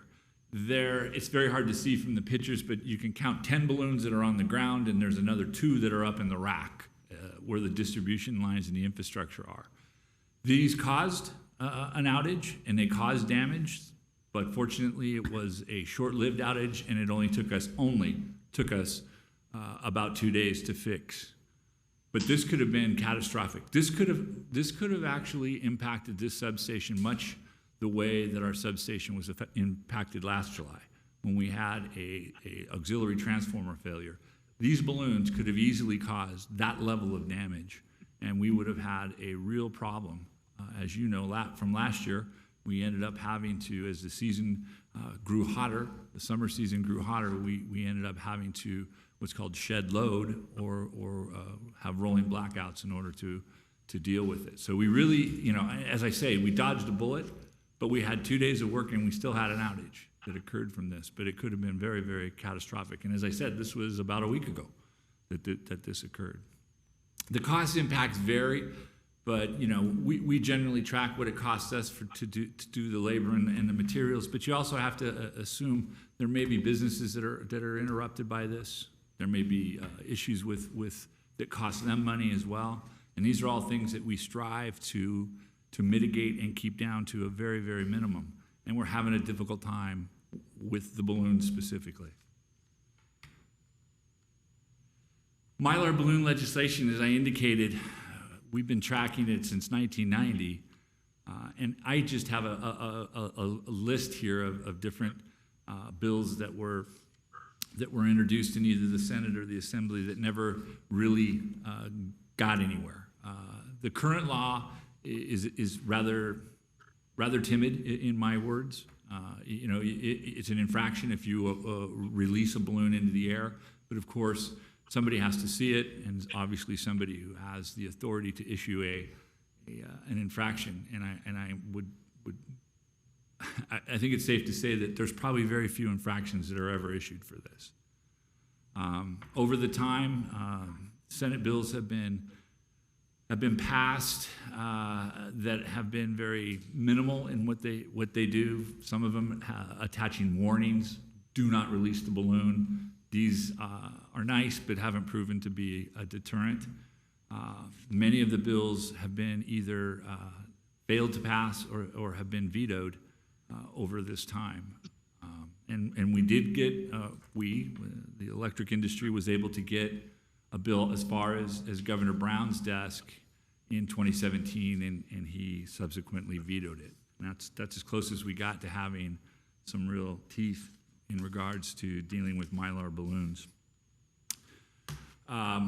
What we have relied on is outreach and education. So we have a number of different ways that we utilize the different venues that we have, whether it's social media, whether it's websites, whether it's direct mail, in trying to emphasize the point. We do a lot more advertising during that peak season that I indicated, which is currently kind of where we're at right now. And we do get a lot of viewings of these, but again, they have not had a tremendous impact on the incidents that we have experienced. We will continue to do the education, but I'm of the belief that education alone is not going to solve this particular problem. As I said, I would keep it brief and open it to questions and discussions. Right. Yes, we sir. do not have any laws or regulation in place. We do not, Mr. Mayor. We don't have anything here in Glendale, and I know that some council members had asked me the question about other jurisdictions that may have had it. So in polling the California Municipal Utilities Association, which represents every publicly owned utility in California, we also talked to SCAPA, the Southern California Public Power Authority, and we went to the California Energy Commission staff, all of their legislative staff that tracks this. None of them have any recollection that any agency has passed any Mylar balloon legislation in any way at this time. So nobody has, as an individual agency, done this. And the IOUs, the investor-owned utilities, this is PG&E and Edison and San Diego Gas and Electric, because of their broad service territories, have tended to work through the state in their attempts to try to get this. But they are affected the same way. So, you know, I don't know, maybe it's that time to take a stand or see if we can get people's attention. And not only, you know, if there's an opportunity to do something locally, but also continue. And I think the likely, the way to do that would be through our local legislators and see if we can continue to introduce some new legislation that would help. I don't know what that is. Is it an out-and-out ban? And then there's talk about what's the equity of that. Is it trying to push for a non-metallic material that has some of the same properties but doesn't have the interference with the electrical system? But those are all things, obviously, that you, Mr. Mayor, and the council can discuss and give us direction on. I will tell you, one of the interesting things we found out in looking is the city of Anaheim came somewhat close to introducing something locally. And that was really at the behest of Disney, who has banned Mylar balloons from their park because they cause them internal problems within their park. And they had wanted Anaheim to do something on a broader basis for the city. Anaheim continued to rely instead on education, recycling programs, and so forth. But their staff indicated to us that has not, again, lessened the impact of the balloons. Do you think if we not let the stores to sell it in Glendale, let's say, is that going to help? I think, Mr. Mayor and members of the council, it's a statement that the city makes. A local ordinance in and of itself is not going to solve the problem. These balloons get up into the atmosphere and travel great distances. That's part of that ideal quality I talked about where they last a long time. So maybe a lot of the balloons that end up landing here in Glendale don't even originate anywhere close to Glendale. But I think at some point you have to look at different ways that we can try to address this, and maybe we start the ball rolling. I don't know. That's just a thought. But continuing to sort of hit our head against the wall while the problem doesn't go away isn't helping. Do we work with the industry to try to come up with an alternative? All of those things are possible, but to date we have not been successful in doing anything that mitigates the damage and the interruption that these balloons cause. So with that, I'd be happy to entertain any questions. Thank you. Is there any question for Mr. Zern? No, I'll be Yes. happy to start. Ms. Devine. Thank you. Thank you. I think it's time, since I've asked the legality of this type of an ordinance, and I've been told it's perfectly legal for us to come up with our ordinance. And I think it's time for someone to be a leader, and I think we can be the leader on this issue. When I look at the effects, how many customers have been affected by these Mylar balloons hitting these power? Almost 1.5 million residents have suffered power outages because of Mylar balloons. When you look at the shorting out of the utility transformers that we've had to respond to, the money to repair these, the workers that we put at risk when they are repairing these. And then when you think about the residents that are impacted, I was at Ralph's one time when this happened, and they had to close down the whole store, and people were waiting outside. Then they were going to lose all of their food. I mean, this can be really, and then you have the people that have medical issues, and they're impacted. All I can say is there may be some really powerful lobby in Sacramento that our legislators, knowing what goes on, because this doesn't just happen in Glendale, I'm sure. It happens in every city in California. And to not have legislation to ban this product is alarming to me. So I would support a ban. And then I would also support us contacting our local legislators and asking them to get behind, I guess it's is it Assemblyman Quick or whoever is up there in Sacramento trying to get something through. Let's get some support for all of us. So I would be in support of a ban on these balloons in Glendale. Mr. Mayor? Mr. Brockman. Yeah, I don't think Councilmember Devine could have put it any better. So I am 100% behind what she has just said. I think it would be great and make me proud to be part of a council that was the first city to go forward with a Mylar balloon ban. I understand from Mr. Zern that it's not going to solve our problem, but it can, certainly start the ball rolling. And I think we should, as Ms. Devine said, throw our weight behind legislation in Sacramento. I think we should also talk to the Board of Supervisors and see if there's any possibility that there would be support there, because this, we know that the balloons come in from all over, but if you had the whole kind of county coming together around this, that would probably solve most of the problem, at least I'm guessing. So I would, I don't know if that was a motion by Ms. Devine, but if it is, I'd be proud to second it. No, I'm waiting for my colleagues to weigh in. Okay. Thank you. Mr. Najarian. Thank you. Yeah, these things are a big pain.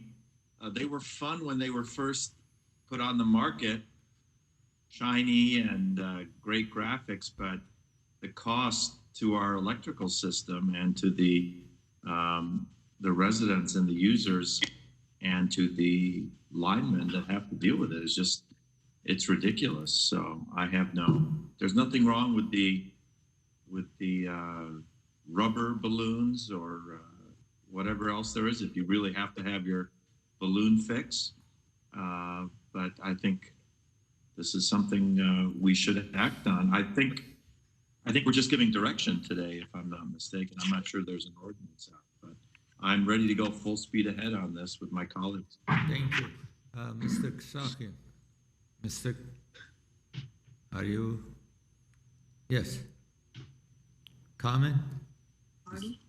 Marty, we can't hear you. Thank you, Mr. Mayor, and thank you, Yes. staff, for this report. And thank you to my colleagues for their comments. You know, this issue I know has been discussed. The cost benefit of Mylar balloons has been discussed among this body, and I'm sure many others, obviously in the state legislature. You know, this occurred to me right around the time, and it's interesting that the staff pointed to the fact that, you know, May, June, July, those are the months when most of these outages happen, because it was just around that time when people were doing their stay-at-home celebrations of graduations, and I was driving up Kenyatta Boulevard, and I saw a series of balloons on various homes, and at first you think the gesture is nice and sweet, and then all of a sudden it occurs to you that these balloons may end up in one of our power lines, causing more damage than the joy they provided for a brief moment to the families who used them for whatever purpose.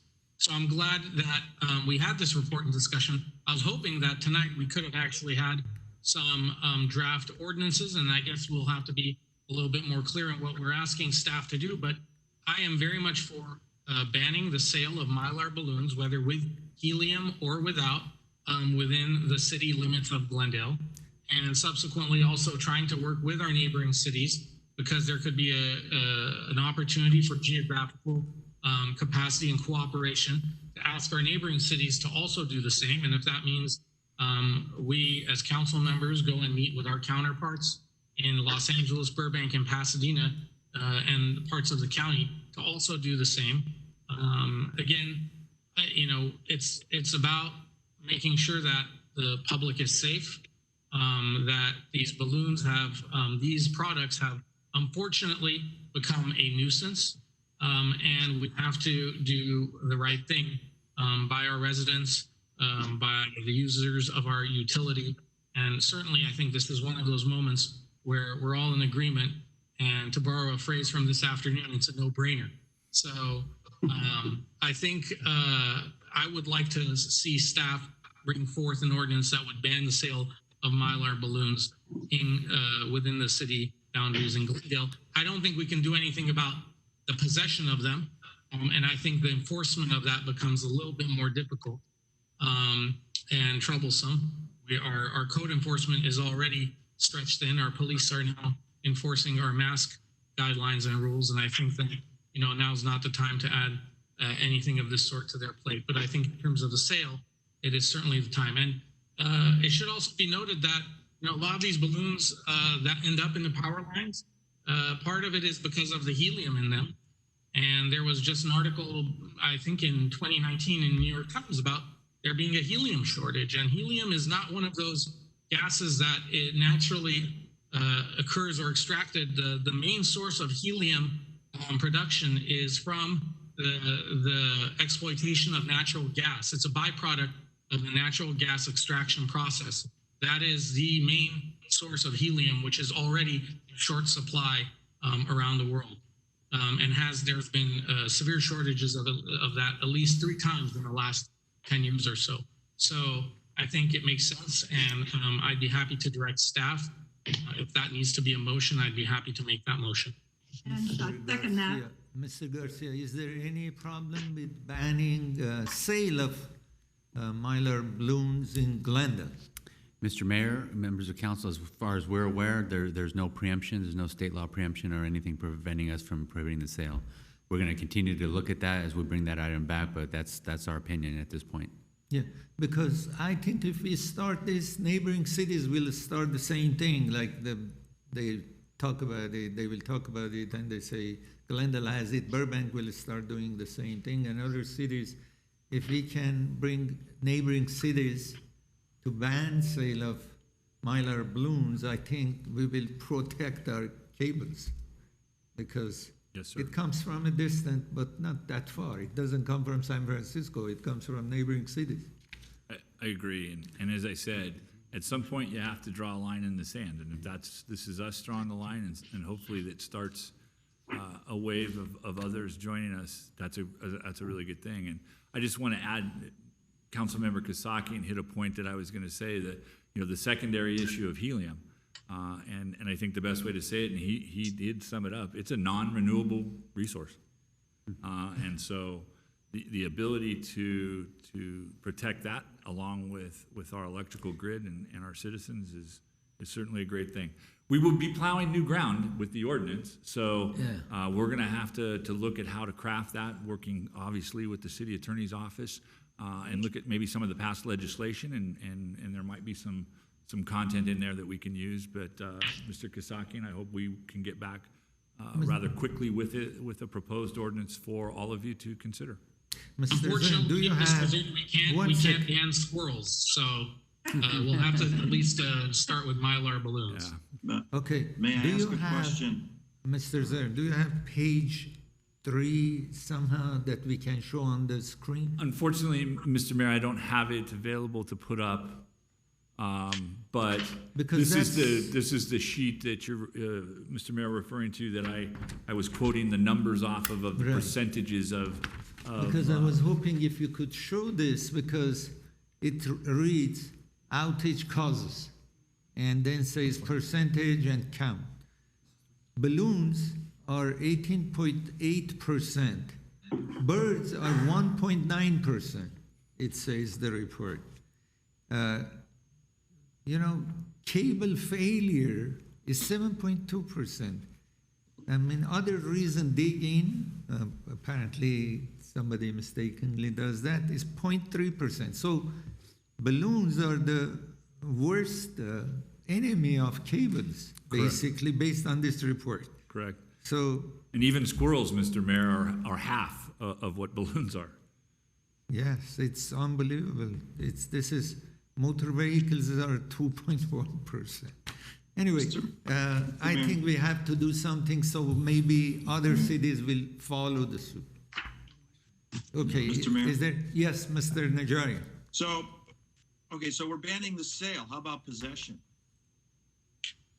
I don't think that we can do much about possession. I think that's too difficult Yes. to Yes, enforce. we are going too far. That's And you too see, far. the police raiding a party in the park.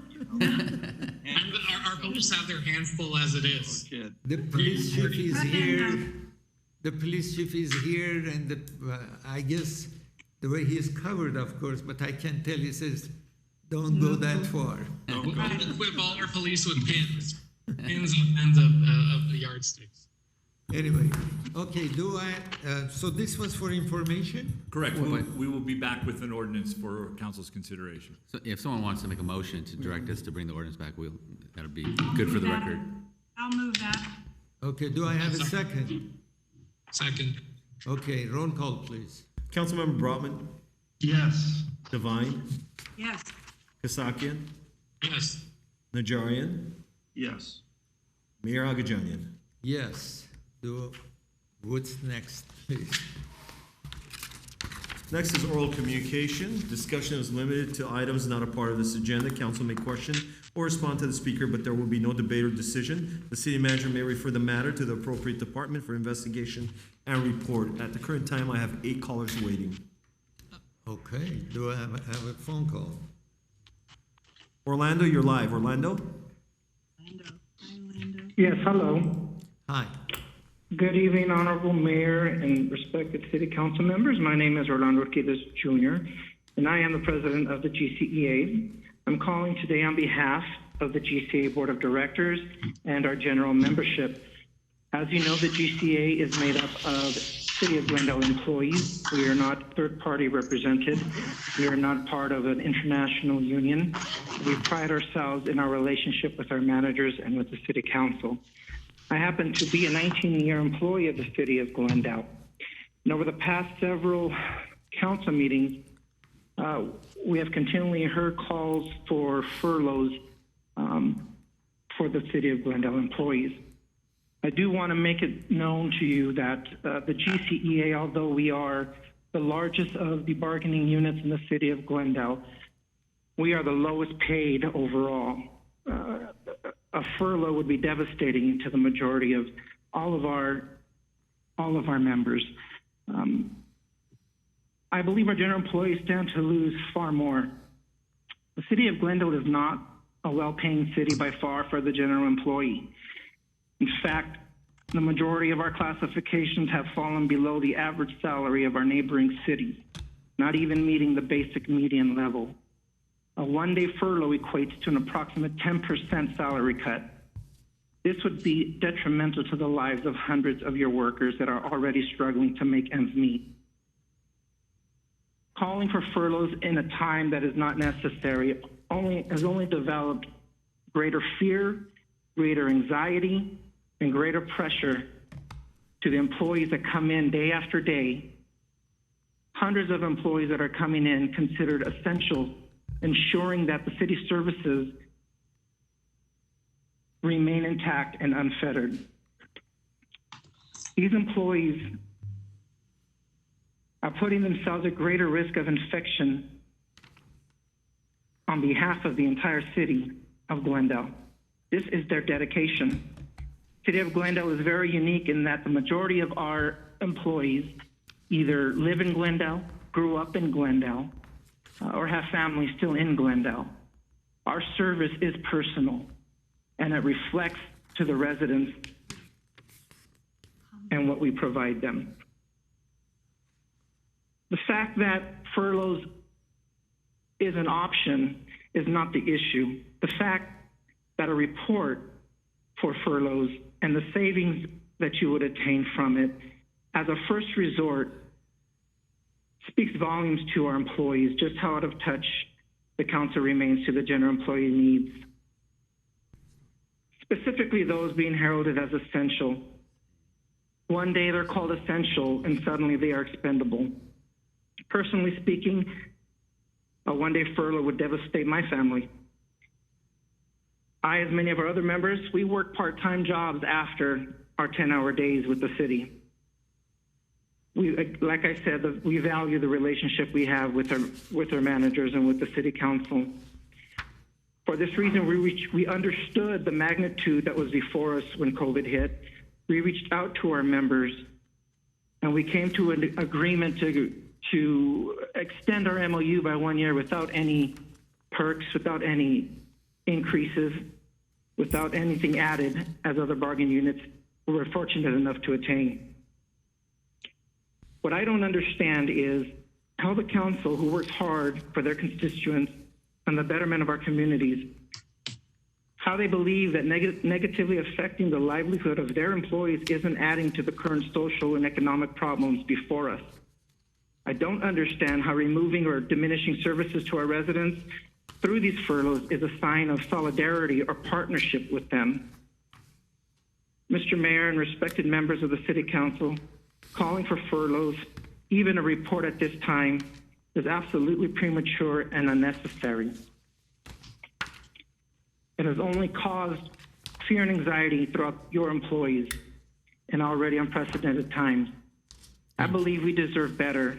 I believe the council should acknowledge the employees that have come in day after day, risking their own health, taking it home to their families. Thank you. Thank you. Thank you. Mayor? Next. Yes, Mayor, please.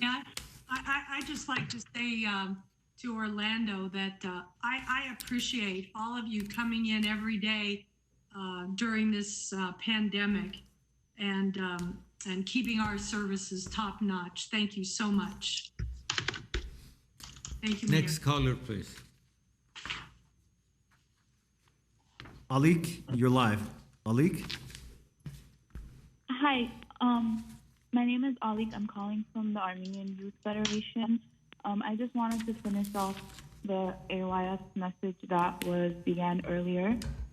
Dear Honorable Mayor, council members, and city staff, in light of the list of the violent events that have occurred in the past 10 days alone that you heard earlier, and given the large number of Armenians that the city of Glendale is home to, we ask you to stand with our community and help our voices be heard.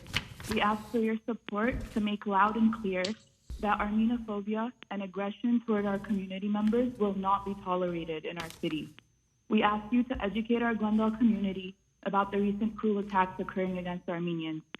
We ask for your help to raise awareness on this issue so that we can begin to stem the onslaught of global anti-Armenian persecution. We are ready to help the City Council to take the steps necessary to side with the Armenian community. Furthermore, we are ready to protect our community and ensure safety, peace, and justice for all members of our community. We stand strong. We ask you to stand strong with us. Thank you. Sincerely, the Armenian Youth Federation, Western United States, Glendale, Rupen Chapter. Thank you very much. Next caller. Ben, you're live. Ben? Good evening. Good evening, Mayor Agajanian, City Council, and staff. My name is Ben Bateman, and I'm the president of the Glendale Police Officers Association, representing the officers and sergeants for the Glendale Police Department. I'm calling in tonight to discuss the furloughs being considered for Glendale City employees.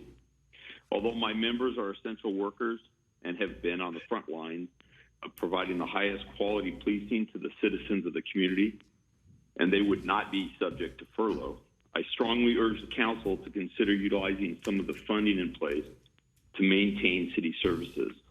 The city, by charter, maintains a high reserve fund to protect the city and its workforce during just these times of unstable financial issues. The citizens passed Measure S to give city leaders the ability to maintain essential city services, and I think it's important to help our dedicated city staff in these challenging times.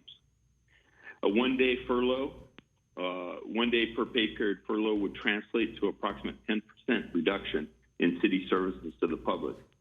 When a citizen reaches out to city staff for assistance, it's important they get their questions answered and get information to solve their issues.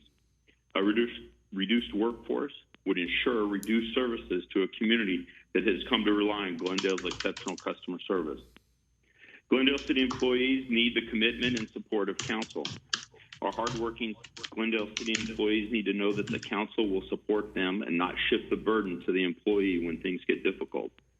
I support all of our hardworking Glendale City employees and urge the council to also let our workforce know that they are not expendable and that you will support them and the citizens in making sure our citizens receive the exceptional customer service they deserve and our workforce is not forced to carry the burden of a pandemic when other funding sources are available. Thank you all for your time. Have a good evening. Thank you. Next caller, please. Tony, you're live. Tony Passarella? Tony, can you hear me? I'm here. Go ahead, you're live. Could you put my photo up on? Sure. Good evening, Mayor, council members and staff, Tony Passarella. I'm just waiting on a photo to come up. I don't see it up. There it is. So this is the yard sign that you're giving away, and I happen to pick one up just to see what it is. Don't be a turd, protect the herd. I mean, what is that? I mean, if you look in the dictionary, the word T-U-R-D is in highlight, and it says vulgar slang. So whose idea was this? I mean, it's cartoon-like. You got a puffy cloud there and green grass, and you got a little squirrel and a chipmunk, whatever, carrying the temperature thing and this mask and stuff. I mean, were you targeting this for kids? I'd hate to think that's the case, but I reject this sign completely. I'm asking you to take it out of distribution and trash it. It's vulgar slang. How dare you? Shame on you. Thank you, Arm. You can take that down now, please. Thank you. Thank you. Next caller, please. No, I'm not done. Oh, I'm sorry. Go ahead. Number two. Number two. You're going to fine people for not wearing their masks? I mean, how ridiculous is that? And you know what? The police department is not going to. They're not going to enforce that. I mean, you know, they got much better things to do and more serious things to be on the lookout for than to try to spot somebody that's within 30 feet of another person. I mean, that's pretty ridiculous what are the police going to carry on their belt? A tape measure? Yeah, that's absurd. But the example is how absurd this fine is: $400 to $2,000 for 3 offenses. That's not happening. And as far as the children, in the article I read, correct me if I'm wrong, it said that children are exempt under 2 years old. So does that mean a 3-year-old has to wear a mask in Glendale? And I want to see the ordinance, by the way. If Brotman wants to say, Councilmember Brotman wants to comment on the, I'm gonna give him my email address to have you guys send me the ordinance so I can read it for myself. But the article says children under 2 are exempt, so everybody else. So what are they gonna do? The family members going down the street, a mother, a father, and a child, not wearing their mask, they're all together, they're not social distancing and not wearing the mask, so all 3 are gonna get a ticket? Is that how it's gonna work? It's nonsense. I reject it completely. And as far as the parks make life better, that was a great presentation. I liked it, but listen, the kids need to get back in school. There's not even one case where a child has infected a teacher. You know, they need to get back in school in the fall, and you need to open the playgrounds. I mean, the kids have been cooped up long enough. Take the caution tape off the playgrounds. Children are almost immune to this COVID. Almost immune. They're very, very rare, and the only cases of children, and they're already very, very sick with other complications. And as far as the testing goes, that's another joke. I don't know if you people are just not in the loop of what's going on in reality with this. I mean, if you just pay attention to CNN and MSNBC, and that's where you get your news. There's so many other sources, you know, offline and online. There's doctors all over the country that are talking about how hydrochloroquine works with this. I mean, there's videos now exploding on the internet of these 12 doctors that got together yesterday. Millions and millions and millions of views countering the narrative that's out there. And the testing, that's a. Let me get back to that. That's a real farce. People are getting tested. One day they're positive, and the next day they're negative. So it's a false positive. It's a negative, and then people are getting not getting tested, and they're getting a call after standing in line, and the line's shut down, and they fill out the paperwork, so they have the contact information, the people conducting the testing. So then they get a call 3 days later after they shut it down. They were never tested, and they get a call and say you were tested positive. So it's all a big hoax. The virus is real, but the rest of it is nonsense. Open the playground. Forget the testing because it doesn't work. It's inconsistent. It's all a big joke. I reject the mask fines. I reject those signs. Put them in the trash can immediately, please. Thank you for your time. Bye-bye. Thank you very much. Next caller, please. Mayor, Yes, Ms. Devine. Is Chief Povolitis still on the line? Yes, he is still here. May I ask him if Mr. Passarella is right that you are not going to enforce this fine? Chief is coming. 1 second. Okay. Now you ask the question. Okay. Is Mr. Passarella right? You are not going to enforce this fine? Have you been enforcing it, and have you fined anyone so far? Mr. Mayor, members of council, council member Devine, no, his statement is incorrect. Our officers do have the discretion to issue a fine when warranted. I don't know if we've cited anybody just as of yet, but we are out. We are out and about, both doing education warning, but they have the authority to issue citations if they're warranted.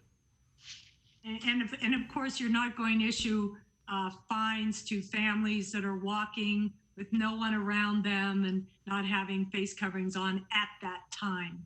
The current emergency order exempts people from the same household that are together. Thank you. Thank you, Chief. Thank you.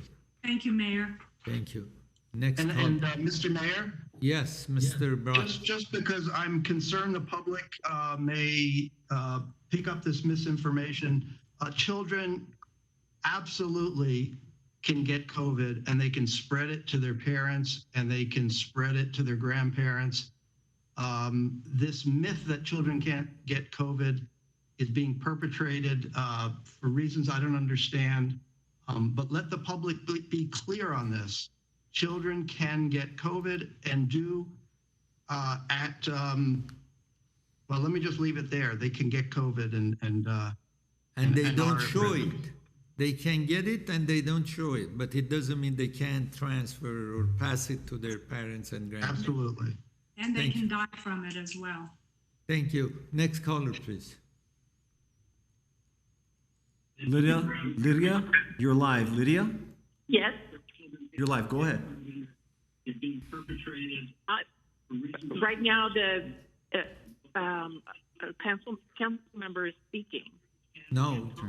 So go away from the TV, unit, because you're watching the TV and wants to talk. That's why there is a delay from TV. So go away or lower the volume on your TV. Thank you very much. Thank you. So I will begin. Hello, my name is Lydia Shabastari, and I'm a long-term resident of the city of Glendale for more than 25 years. I recently learned that backyard beekeeping is currently not allowed in the residential districts in the city of Glendale. I'm bringing this issue before the city council this evening to request a motion authorizing a zoning code amendment to the city's residential zoning code to be drafted that will allow backyard beekeeping activities to take place in residential zones in Glendale. The hard work of determining if beekeeping and the public can coexist safely has already been done. The regulations and enforcement of ordinances and guidelines for the backyard beekeeper are already written and were adopted by the County of Los Angeles in December of 2015. So it's proven beekeeping is safe. Beekeepers receive training how to care for their hives and in best management practices. As an example, we're members of the Los Angeles County Beekeepers Association that was founded back in 1873, where we received our training. We attend monthly meetings normally held on Foothill Boulevard, but currently they're held via Zoom, and we've taken more than 30 hours of hands-on training classes to learn best practices. The Los Angeles County Department of Agriculture oversees the hives of the backyard beekeepers who must register annually with the department. This department provides inspectors to enforce beekeeping ordinances and regulations in LA County. The city clerk's office has sent each member of the council a copy of the LA ordinance and its staff report. This report supports the findings I am presenting to you this evening. It is very comprehensive and thorough. When the city of Los Angeles began the process to investigate backyard beekeeping, it explored all the issues and consulted with bee biologists and bee experts, conducted focus group studies, they held hearings, and received input from the community. This report was pivotal in the decision-making process to adopt the new ordinance that took effect in December 2015. There are many other cities within the state of California that currently allow backyard beekeeping, including, but not limited to, the County of Los Angeles, Culver City, Santa Monica, Sacramento, Santa Barbara, San Diego, San Francisco, and even New York City. In Los Angeles County, we currently have 5,000 backyard beekeepers who manage 25,000 plus hives. Lastly, according to the University of California's Agriculture and Natural Resources, pollination is an essential ecosystem service, and bees are critical to produce our food sources. Close to 75% of all flowering plants on Earth rely to some degree on pollinators in order to set seed or fruit. The honeybee population has been in serious decline for the last decade. The backyard beekeeping movement is growing, and we need as many beekeepers as possible to pass on the good bee genetics of gentle bees. I'd like to thank the mayor and the council for your consideration of this request to initiate a motion to amend the residential zoning code to allow backyard beekeeping in Glendale. Thank you. Thank you. Mayor? Yes, Ms. Diva. Is Lydia still on the line? Yes, I am.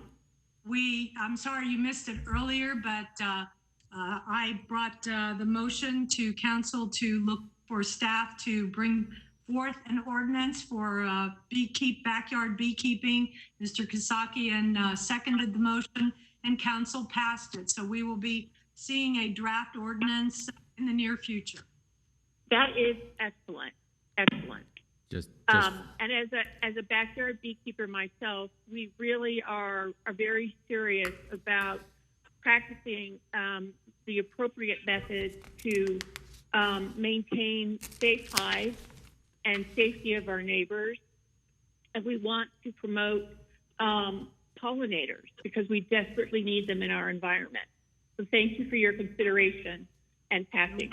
Thank you. Mr. Mayor, Yes, just for the record, City Attorney. Yeah, the item was requested. It was seconded, so we'll bring back a report. The council is not taking any action on it. Thank you. Thank you. Next caller, please. Marty, you're live. Marty? Marty, can you hear? Go ahead, you're live. Me? Yes. Okay, good evening. Wait, hold on, I have to, wait a minute. Hi, good evening. My name is Marty Graves, and I am the Neighborhood Watch Block Captain for the 500 block of Burchett and the 500 block of Hahn Street. I'm also a long-term resident of Glendale, and I am a teacher with Glendale Unified School District of many, many years. I'm speaking to you tonight on behalf of my neighborhood, my neighbors actually, who have major concerns about the number of people who are walking down our streets without any kind of face covering. Many of these people are coming from the Starbucks that is on the corner of Pacific and Burchett, or the Rite Aid with coffee or other beverages in hand. And they may have a face covering, but they are usually on their wrists or below their chins. We have many elderly people in our neighborhood, many of whom have serious health problems. And I have obtained several signs from the City Hall and have spoken to the Starbucks General Manager, Kaylee Wen, about posting them in or outside their building. And she was very cooperative and very interested in helping us with this problem. I will also be posting one in my yard or parkway. My concern is that the information regarding the fines is so small that it might be missed even if people stop to read the sign. I'm also concerned about the enforcement of these orders. I know that this is a very controversial subject, but these individuals who are not wearing masks are endangering their own health, the health of other pedestrians, and the residents of our neighborhood. I've had many neighbors say to me that they're afraid to even walk out to put something into their trash bins or to do a little watering. And I personally have had people not just on my sidewalk, but walking up to, like, on my walkway, admiring my plants, which is very nice, but, laughing, talking, not wearing any kind of facial covering at all. So it's really a major concern. And I think I just heard maybe on the Next Door Neighbor website that the police were going to especially try to enforce this code within the parks, and we're just like a half a block from Fremont Park. So that's my concern. I'm just, really concerned about the welfare of my neighbors. Thank you. Next caller, please. Chief is there, he can hear that. Keith Roberts, you're live. Keith? Hello there, and thank you so much, City Council and the Mayor, for having me on. And congratulations on passing that ordinance for the bees. That's why I'm calling, as a matter of fact. I am a former president of the Los Angeles County Beekeepers Association, a group that goes back to 1873. So backyard beekeeping has been around in our area for a very long time. And the reason that I'm calling is because I have gotten not only the communication from Lydia, who just recently spoke, but also from another gentleman who is a senior citizen who wrote me in a state of panic because he's a senior citizen and apparently whatever inspector is in charge over there actually threatened him with jail time due to him having bees. And he is terrified and had to get a lawyer. And this type of response angered me so much that I felt compelled to call and ask what is going on. So that's why I'm calling. I am relieved that you guys are taking the first step to legalize a craft that has been around for centuries. And I only ask now if some of these beekeepers can at least get a stay and not be penalized for having their bees, and especially since I am really surprised that this gentleman, being a senior citizen, is being threatened with jail time. I just don't think that's appropriate, and I think that there has to be a little bit of curtailing of language in regards to handling this and not to be so aggressive. So I just wanted to give that 2 cents, and if there's anybody that I can write and forward this information regarding this individual, I can and will. So once again, congratulations on moving forward with that amazing policy, and thank you very much. Thank you. Next caller, please. Mayor, I think we have to clarify, Mayor. Yes, please, Ms. Devine. Clarify that we did not pass an ordinance. We simply asked for an ordinance to be brought to council. Thank you. Next caller, please. Jordan, you're live. Jordan? Yes, hi. I wanted to express my concerns regarding the mask mandates. First, I feel like the city should educate their community members instead of instilling fear and having individuals wear masks while when they don't have to, such as I've seen numerous people while they're even exercising or walking alone where there's no one around within 6 feet of them. But it seems like they're just worried about being fined. So definitely there should be more education regarding that. And there's also been several individuals who have had issues of having collapsed lungs because they were exercising or running while they were wearing a mask. So I've seen even children and adults while they're walking, running, or riding bikes while they're wearing masks. And this is something that should be educated to the people that they do not need to wear masks at that time. And also, the CDC has changed their recommendation multiple times. And actually, at this time, it's really not, actually, we don't know what's like in the future, what kind of effect it's really going to cause. So there's been a lot of back and forth. And also mandating masks in the city and fining individuals, it's ridiculous because that takes away from our constitutional rights. So, and it's just ridiculous that we are supposed to be wearing masks, and if we don't, especially in these hard times, economically hard times, people are going to be afraid of being fined up to $2,000. It's ridiculous. And also the last thing, if something were to happen to these individuals health-wise, is the city going to be responsible? Has the city thought about that? If someone collapses in the middle of the street or even in a business, who's going to be responsible for that? That's all I want to express. Thank you. Next caller, please. Christina Baker, you're live. Christina? Thank you. Good evening, Mayor, council members, city staff. My name is Christina Baker, and I am a librarian for the city of Glendale. I'm calling tonight regarding the request for employee furlough report by the city council. I would like to remind the council that they cannot call us essential one moment and expendable the next.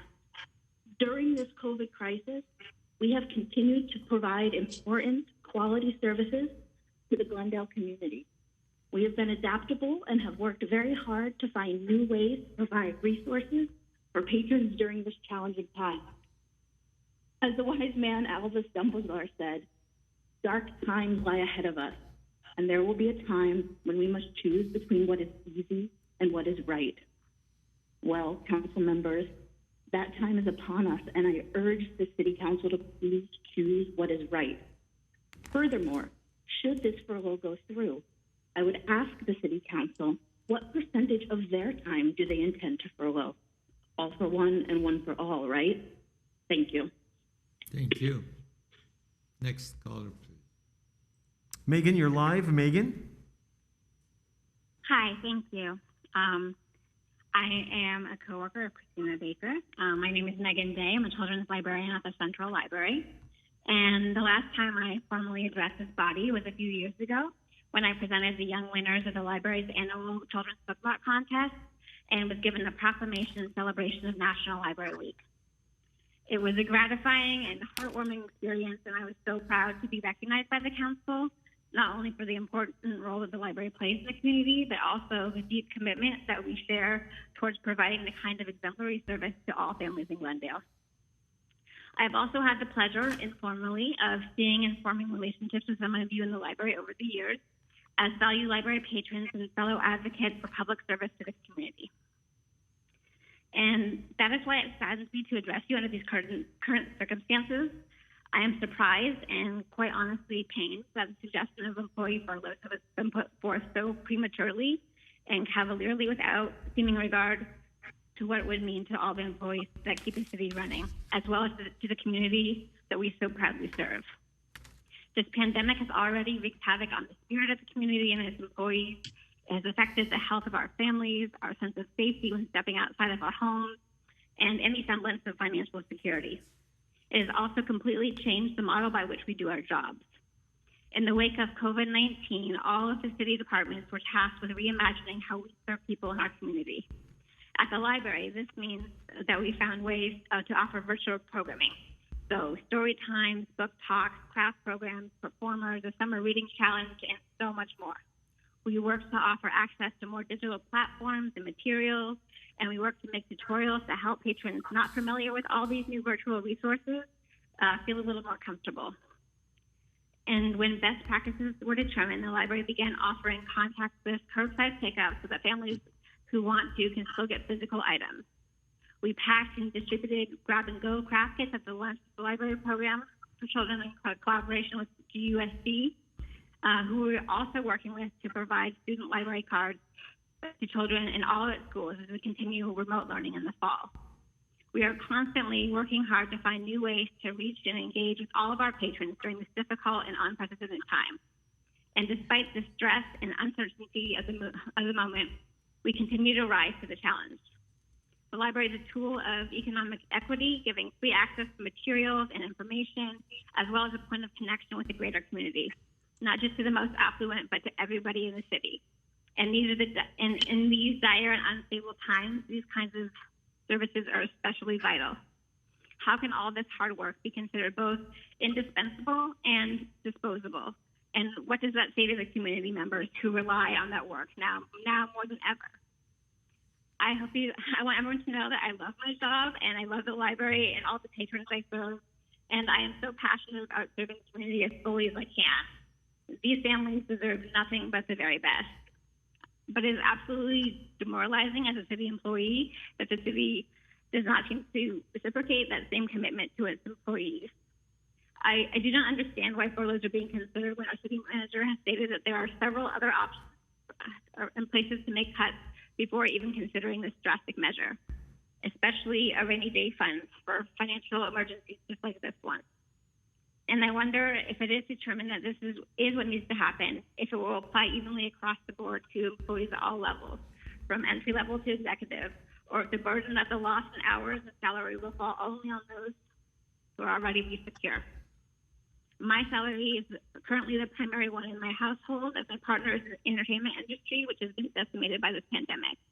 It is hard to imagine ever buying a home or any planting roots in the area if by going through with this decision, Glendale shows a callous indifference to the heart and soul of its community workforce. In that case, it's just a matter of time before the most talented, passionate, and dynamic employees seek out and find employment in systems that show more care and fundamental respect to those of us who make up the face of the city, to all its families and residents. I hope you can find it within your consciences to do the honorable thing and at least explore several other avenues of revenue previously mentioned, and to show the community at large that the city of Glendale truly values its employees and in turn all the people who make it what it is. Thank you so much for your time. I appreciate it. Thank you. Next caller, please. Anna, you're live. Anna? Yes, hello. Good evening, Mayor, City Council, community members. My name is Ana Osipova, and I'm a professor of Charter College of Education at Costa LA. I work with many teachers working in the city of Glendale, and I also support parents who bring the children to the school. And I'm calling tonight to let you know how important the work of the library employees is, and I would like to address the furlough measure. I think that the work of the librarians, like Megan said, and Chris before her, is very crucial to the mental health of the community. During the pandemic, the teachers and parents are searching for resources. They're looking for ways to engage children, and the children's librarians they're working tirelessly to provide all the support that we need right now so much. They are creating invaluable storytime videos. They are keeping reading programs alive. They're providing reading programs to all children. This is definitely, the issue of equity, the issue of the support for the community. And so I really think that shifting the burden of furloughs on the essential workers, such as librarians, is extremely unethical. Their salaries are not high. These are the people who we consider to be absolutely critical to children's education. And so right now, I was very shocked to learn that they're facing furloughs. And the impact of that is going to be detrimental to the whole community. And so I'm asking with the phone call to reconsider the furlough. Thank you for your attention. Next caller, please. Thank you. Craig, you're live. Craig? Good evening, Mayor Agajanian and Council, City staff. My name is Craig Hinckley. I'm the president of the Glendale Management Association. We represent roughly 300 managers in the city of Glendale. First, I wanted to thank the GCA and the GPOA for speaking on behalf of furloughs. I agree with the things that they have said. One thing that I do want to point out is that we need to look at and exhaust all of the options that we have before we look at furloughs. Ultimately, if you do one furlough every pay period, like others have said, it's a 10% reduction.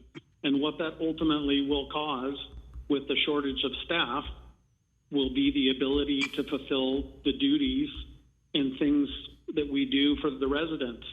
So ultimately, that 10% needs to be a reduction in services to the residents. That's really how it equates. Let's look at all the options. Let's figure out how to make this work. We're certainly willing to have those discussions, but I think we need to address all of the other items and possibilities before we get to looking at furloughs. I've worked here for 31 years and have seen a lot of change in this organization. This is a good place to work. We have a lot of good people in this organization. I realize that you as council members have your supporters to look out for the residents. Again, we're a service organization. We provide a service to the residents of Glendale. We're dedicated employees, all of us in this organization, and we strive to do the best job that we can for the residents. So please, I urge you all to consider all other available options before we go down the road of doing furloughs. Thank you for your time. Thank you. Next call, please. Mark, you're live. Mark? Mark, go ahead. You're live. Mr. Castro, you're live.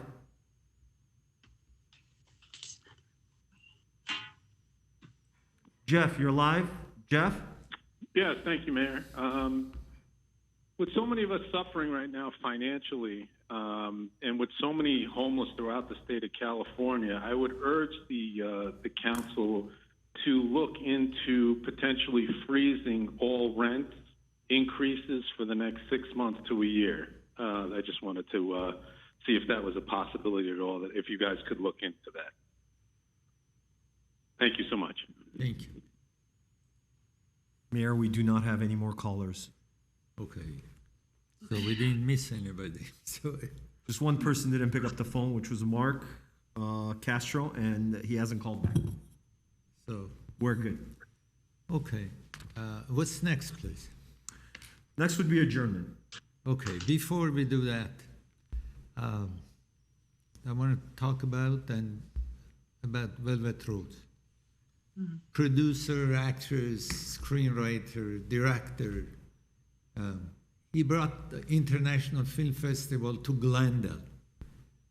I'm sure lots of people, they didn't know where Glendale is, although Glendale used to be third largest city in LA County, now is the fourth largest. But she did a great job introducing Glendale to outsiders. And that was a great job what she has done, enthusiastically. My condolences to her friends, family members, and Glendale Democratic Club members, where she was a member of. And at this moment, I will ask a motion to adjourn in the memory of Velvet Rose. So moved. Is there a second? Thank you. The meeting now is adjourned at 9:04 p.m. Thank you. Thank you. Good night. Night. Good night. And Good night.